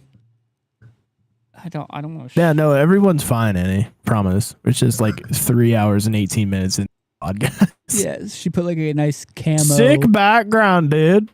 Camo little background to it. I can't even see the background. Oh, It's funny because it was camo. Okay. You're making just a put stupid funny. a bullet in my head, I guess. You didn't ask the question. Dang, you got the MW2 fall camo on there. You didn't ask a question at the beginning of the episode today. What are you talking about? You always lead each podcast with your question. Remember, I always give you shit. Oh, those questions. Just asking a question in general. I did not ask a question. Let me find one for you. Blink twice if y'all need help. Not you, James, because you're wearing sunglasses at night indoors. My glasses are fine. I told you I was going to get ribbed for, bro. My yeah? glasses are broken right now. She's low key calling you a douche. Yeah, well. She's mad because I look cool. But yeah, Anchorage. Like what I talked about earlier. If you could erase. Go ahead. What I talked about earlier, I think before you got on here, Garrett, was one of the ones in New Vegas where you had to go save those like survivors from that Nightkin camp. That one was fun. Yeah. Because Or if you don't kill the survivor, or I mean, if you don't kill the Nightkin, they're actually friendly. yeah. Another one, I think in New Vegas where I held it in this long. Be proud, and he says. Another one that was good. I think in What, a fart? New Vegas was like when you had to go into the subway tunnel to save those people from the cannibals or whatever. That one was fun. Oh, there was RepCon too. You had the help the ghouls shoot the rockets into the Oh air so yeah, they that could one go was to fun. the moon. Yeah, that one was a Oh, I bitch. remember that. That was fun. Yeah. Yeah, that one was super fun. I'm trying to think of What are some any from other- 4 that I really liked. I mean the ones with Four had some good ones. Oh, I got the email. I don't know. All the ones that I liked in 4 were like kind of out of journal quests. Yeah.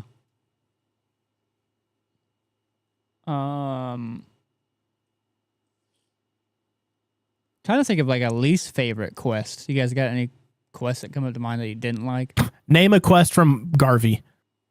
Fair enough. Yep. He had one good quest. Take the castle. I The like castle that one was super Okay, fun. yeah, I did Castle like that one. Castle was pretty fun. Castle was pretty fun. But That's like how the whole thing should have been. He literally like, asked you the literally tactics and any stuff. other quest from Preston was butt. There's a settlement that needs your help. I'm working on your map. Punch him in the head. You know what? Another one, following the trail to get to the railroad was also really annoying.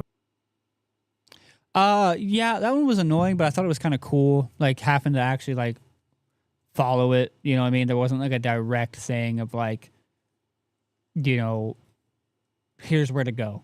Go here. You know what I mean? Yeah. It's like, oh, you got to follow Yeah. the trail. Did but you have to kill just tell Swan? you. Did you kill Swan while you were there? Yeah. Always. Yeah. Yeah, I did too. I thought the behemoth looked cool in 4.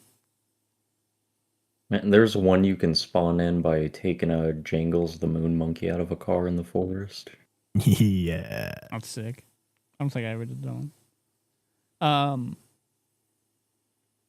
You guys have like a favorite mob? Oh wait, not exactly a mission, but all of Dead Money. Which one was that one? Mm. The New Vegas quest where you had the bomb collar around Oh your yeah. neck. Mm. I don't know. A lot of the missions you did for Elijah were fun too, in New Vegas. Yeah, sure. It was just fetch quest the entire time. I didn't like the one where you but had I to like go. the Mojave. I like the Mojave chapter a lot. Yeah. The one we had to do with all those shithead kids in that vault or that cave or whatever. Yeah. That- Tunnel snakes yeah. rule.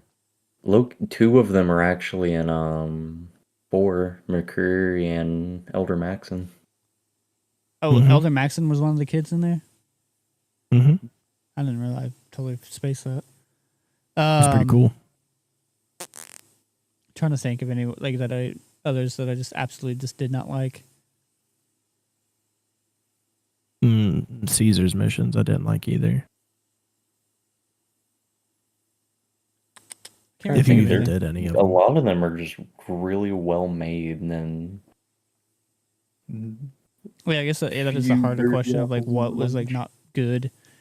I know one that's a bitch is trying to find. It's just one of those like repeatable missions kind of quest things, the miscellaneous ones, but where you Preston. find the coolant for what's her name. I always, Um, if there's one quest that I can always go without, it's a repeatable quest. I Yeah. hate them. ooh, one I absolutely hated was the Sunset Star bottle caps. Finding all the cappies is what Annie says. Yeah, that was a bitch. You had to put the glasses on. That one was annoying. Yeah, that one sucked. That's a DLC one. Since you didn't play. Oh, it, when Garrett. you're in the town, the simulation town in Fallout 3. Yeah, that's I the one didn't that like Garrett too said. much. Yeah. I You like didn't, that you didn't one. like that one? I didn't like. I mean, it was fun, I thought it was. but like, I don't know. Around the end of it, I was just like, wow. I was this is, like a little creepy, a little weird. yeah, that's ultimately what kind of got me. I was like, give me. There's like 3 different endings you could do too. Yeah. A place I liked going, I think it was in 3, that big military ship that's like, where you go to talk to those people that worked with your dad. The Anvil, I think it Yeah. is, something like Yeah, that. the anvil. That's right. Yeah. That big, like, military That was cool. fucking fighter jet or whatever the hell. One of my favorite places to go in all Fallout is Gamora. Guess why? Boobs. Boobs. I was also like 13. Yeah, fair. Trying to think of any other like obscure things or any other quests I can think of that like I didn't like or like. Ooh, Harold, the big tree in Fallout 3. Oh yeah, there you go. What was that weird town in Fallout 4 that everyone was like indoctrinated and you had to take a test to even get in? Oh, you had to take the goat test to Covenant. get in. Yeah, Yeah, Covenant. That was a weird mission. Yeah, it was. Oh yeah, that weird like small, like Yeah, dude. Big You had to take the town. goat test to get in. I was like, whoa. First of all, you didn't have to take the goat test in 4.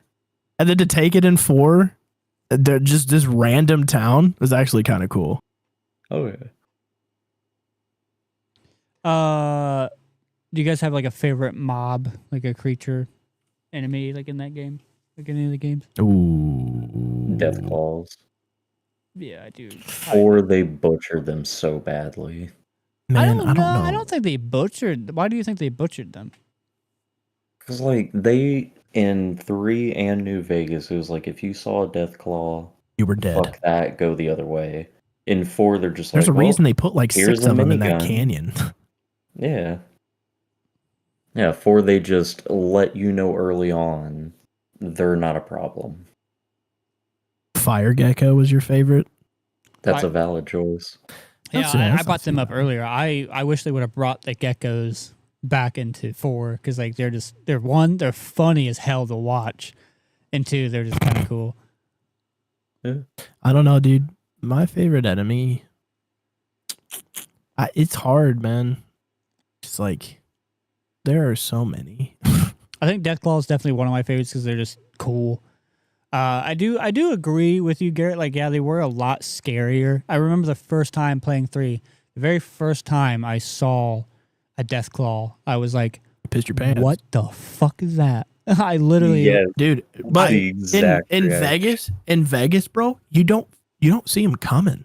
No. They're so fast. having Deathclaw Valley, just Yeah. a Deathclaw Valley swarming. trying know to the get very to first Vegas thing- the quick way. Yeah, very first thing every new player tried was going through there. Yeah, they were like, you can't go through Deathclaw Valley because there's death. And you're like, bet me. I have plot Yeah, armor. instantly you're like, yeah, they're I know yeah. this. Everybody's just like, cool. You're just trying to scare me. I'm the main character of this video Yeah, game. I'll get. then you go through to it." Deathclaw Valley, and the first Deathclaw you see is at your face, 500 yards away from you, and it gets to you quick, man. and then you Oh, got yeah. It is three others. it is behind fucking it. scary. Yeah, man. Deathclaw Valley. Because is like so scary. because like definitely fighting one Deathclaw in those older games was fast as fuck boy, and he says definitely It's like I don't think I killed a single Deathclaw in New Vegas. If I, Oh, I did. I don't know that I would even remember if I did. I hit. I know I level didn't- 50, maxed everything out. Then I Yeah. went back for vengeance. I know I didn't. And I know I didn't in 3, but I- in Fallout 4, I killed every single Deathclaw I ever ran into. yeah, Yeah, Deathclaws it were was like- definitely a lot easier in 4. The one in Salem gave me the hardest time, That one but was fun. The one that's in like the That's just- it was church or close whatever. quarters. yeah, in the Witchcraft Museum. Yeah, that was fun. I thought that was like really kind of cool. I think all of terrifying. Salem. I think all of Salem is my favorite point in Fallout 4. I love Salem. The mine is where one of my favorite like off the record quests you can do is Hmm. go in there and you start getting like Lovecraftian flashback type of things. Yeah, dude, freaked me out. Although the Deathclaw in the glowing sea was also really spooky. Yeah, that was something I did like about 4, having like all those like the glowing variants and those different just all the different variants of like the Deathclaw. Get like an albino one. You know, it was very cool. One thing with the Deathclaws I did really enjoy, I think I said it earlier, is that they can grab you and like scream at you. I remember when I said it earlier too. the first time, like that very first mission, whenever it grabbed me and started screaming in my face and everything, I was like, I'm fucked.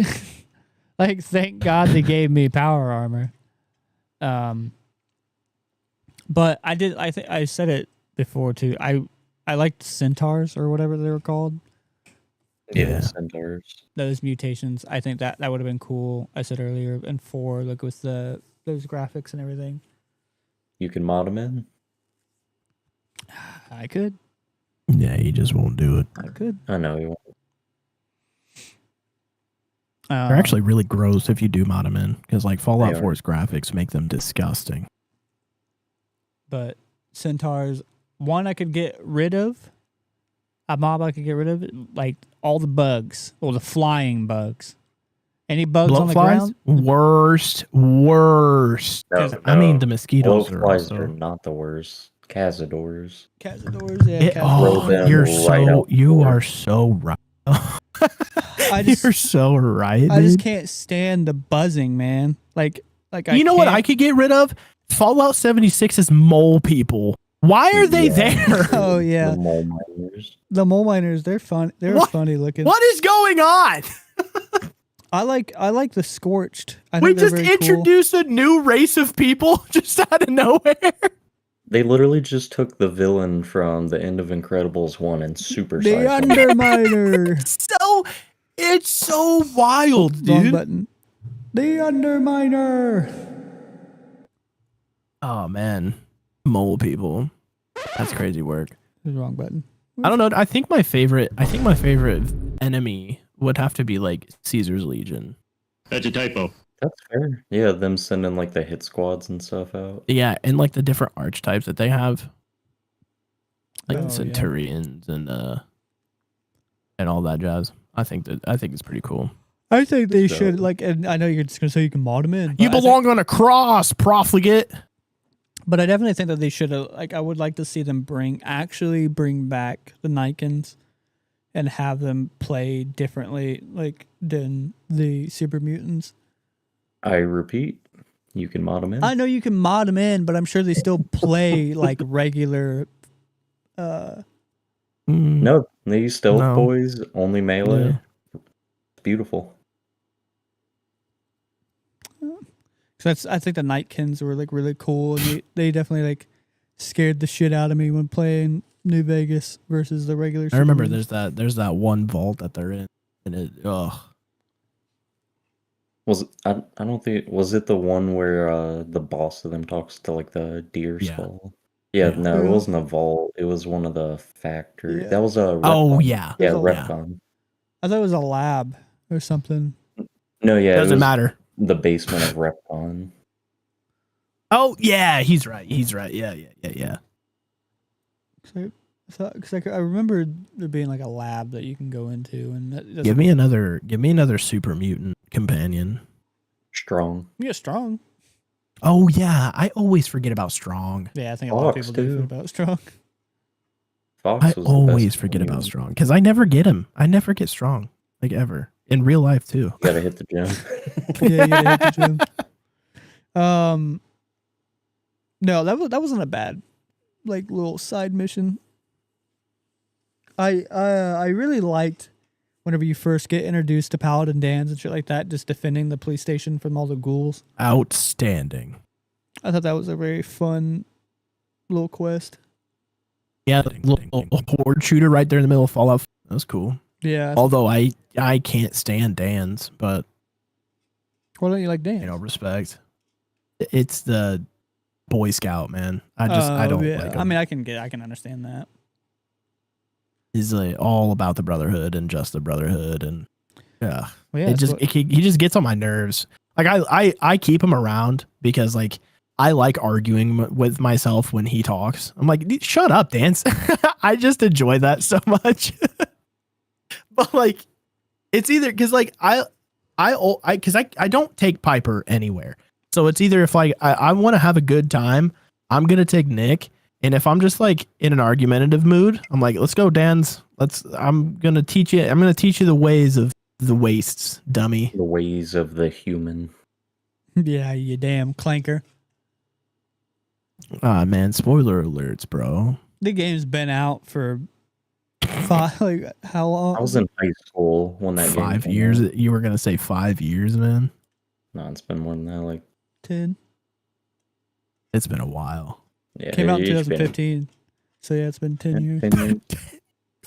That's a 10. That's yeah. Fuck me. That just kind of hit a little bit. That's a 10-year-old game. Fallout 4 is a Yeah, dude. 10-year-old game. I was 21 when it came out. Holy crap! Holy crap, dude!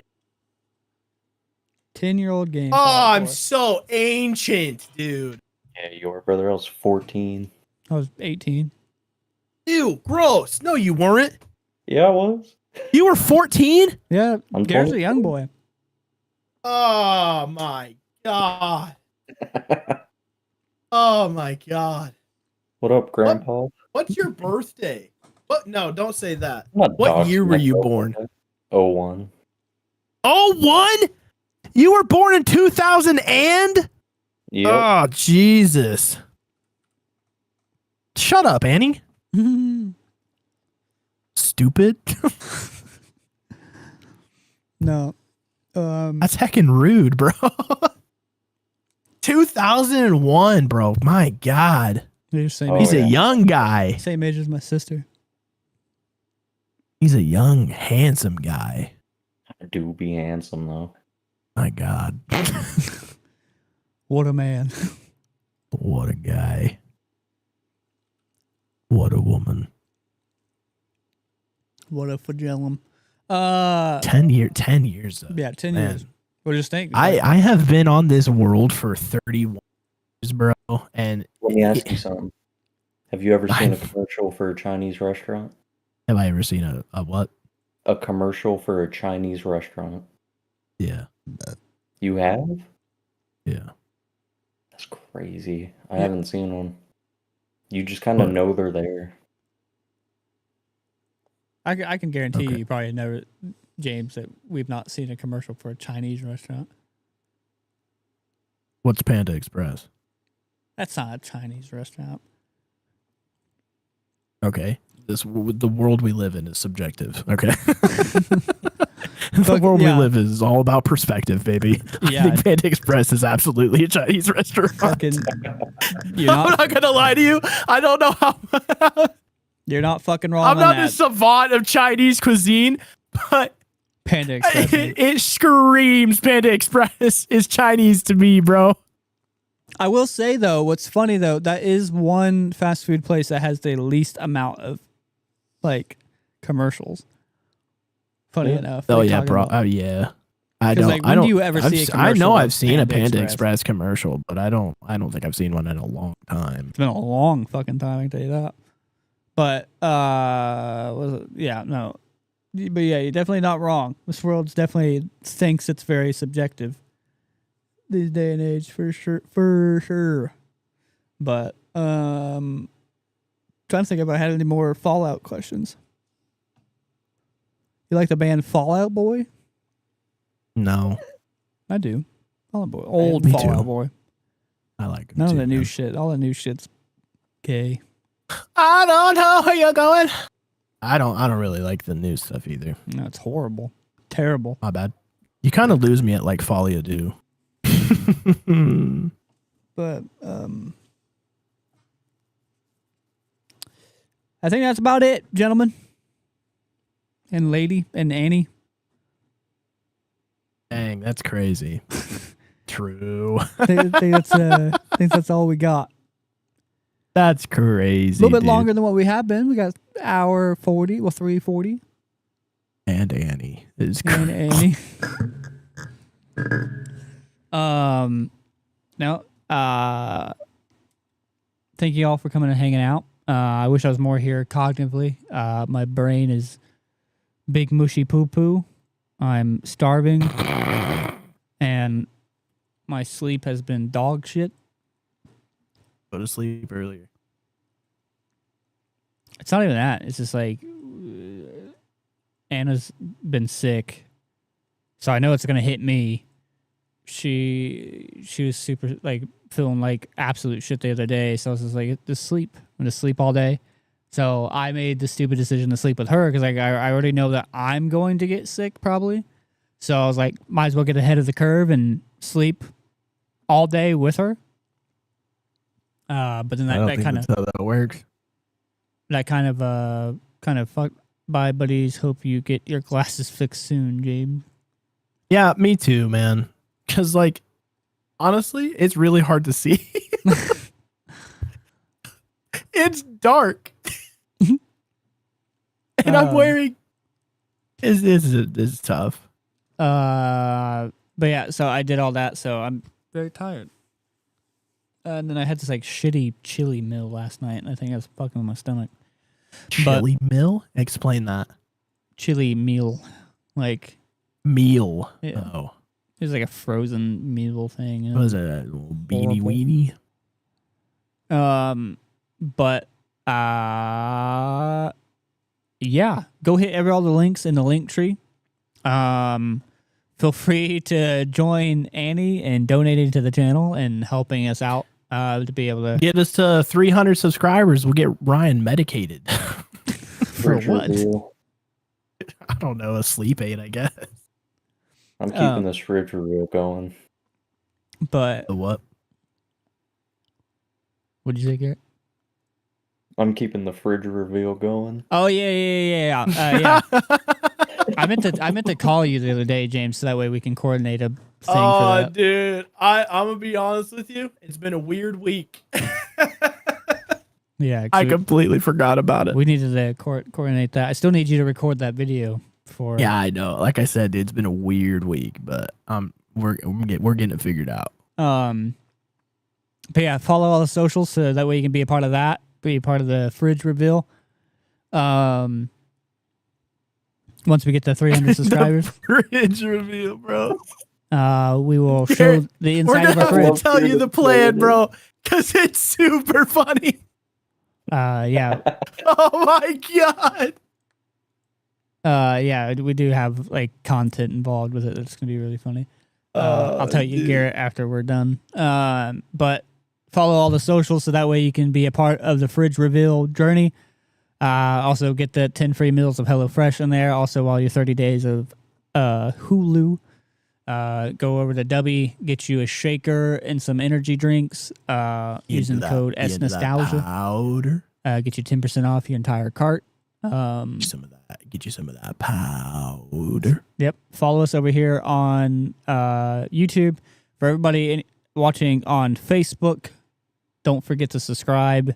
I know you guys see the content because that's all I post on my Facebook.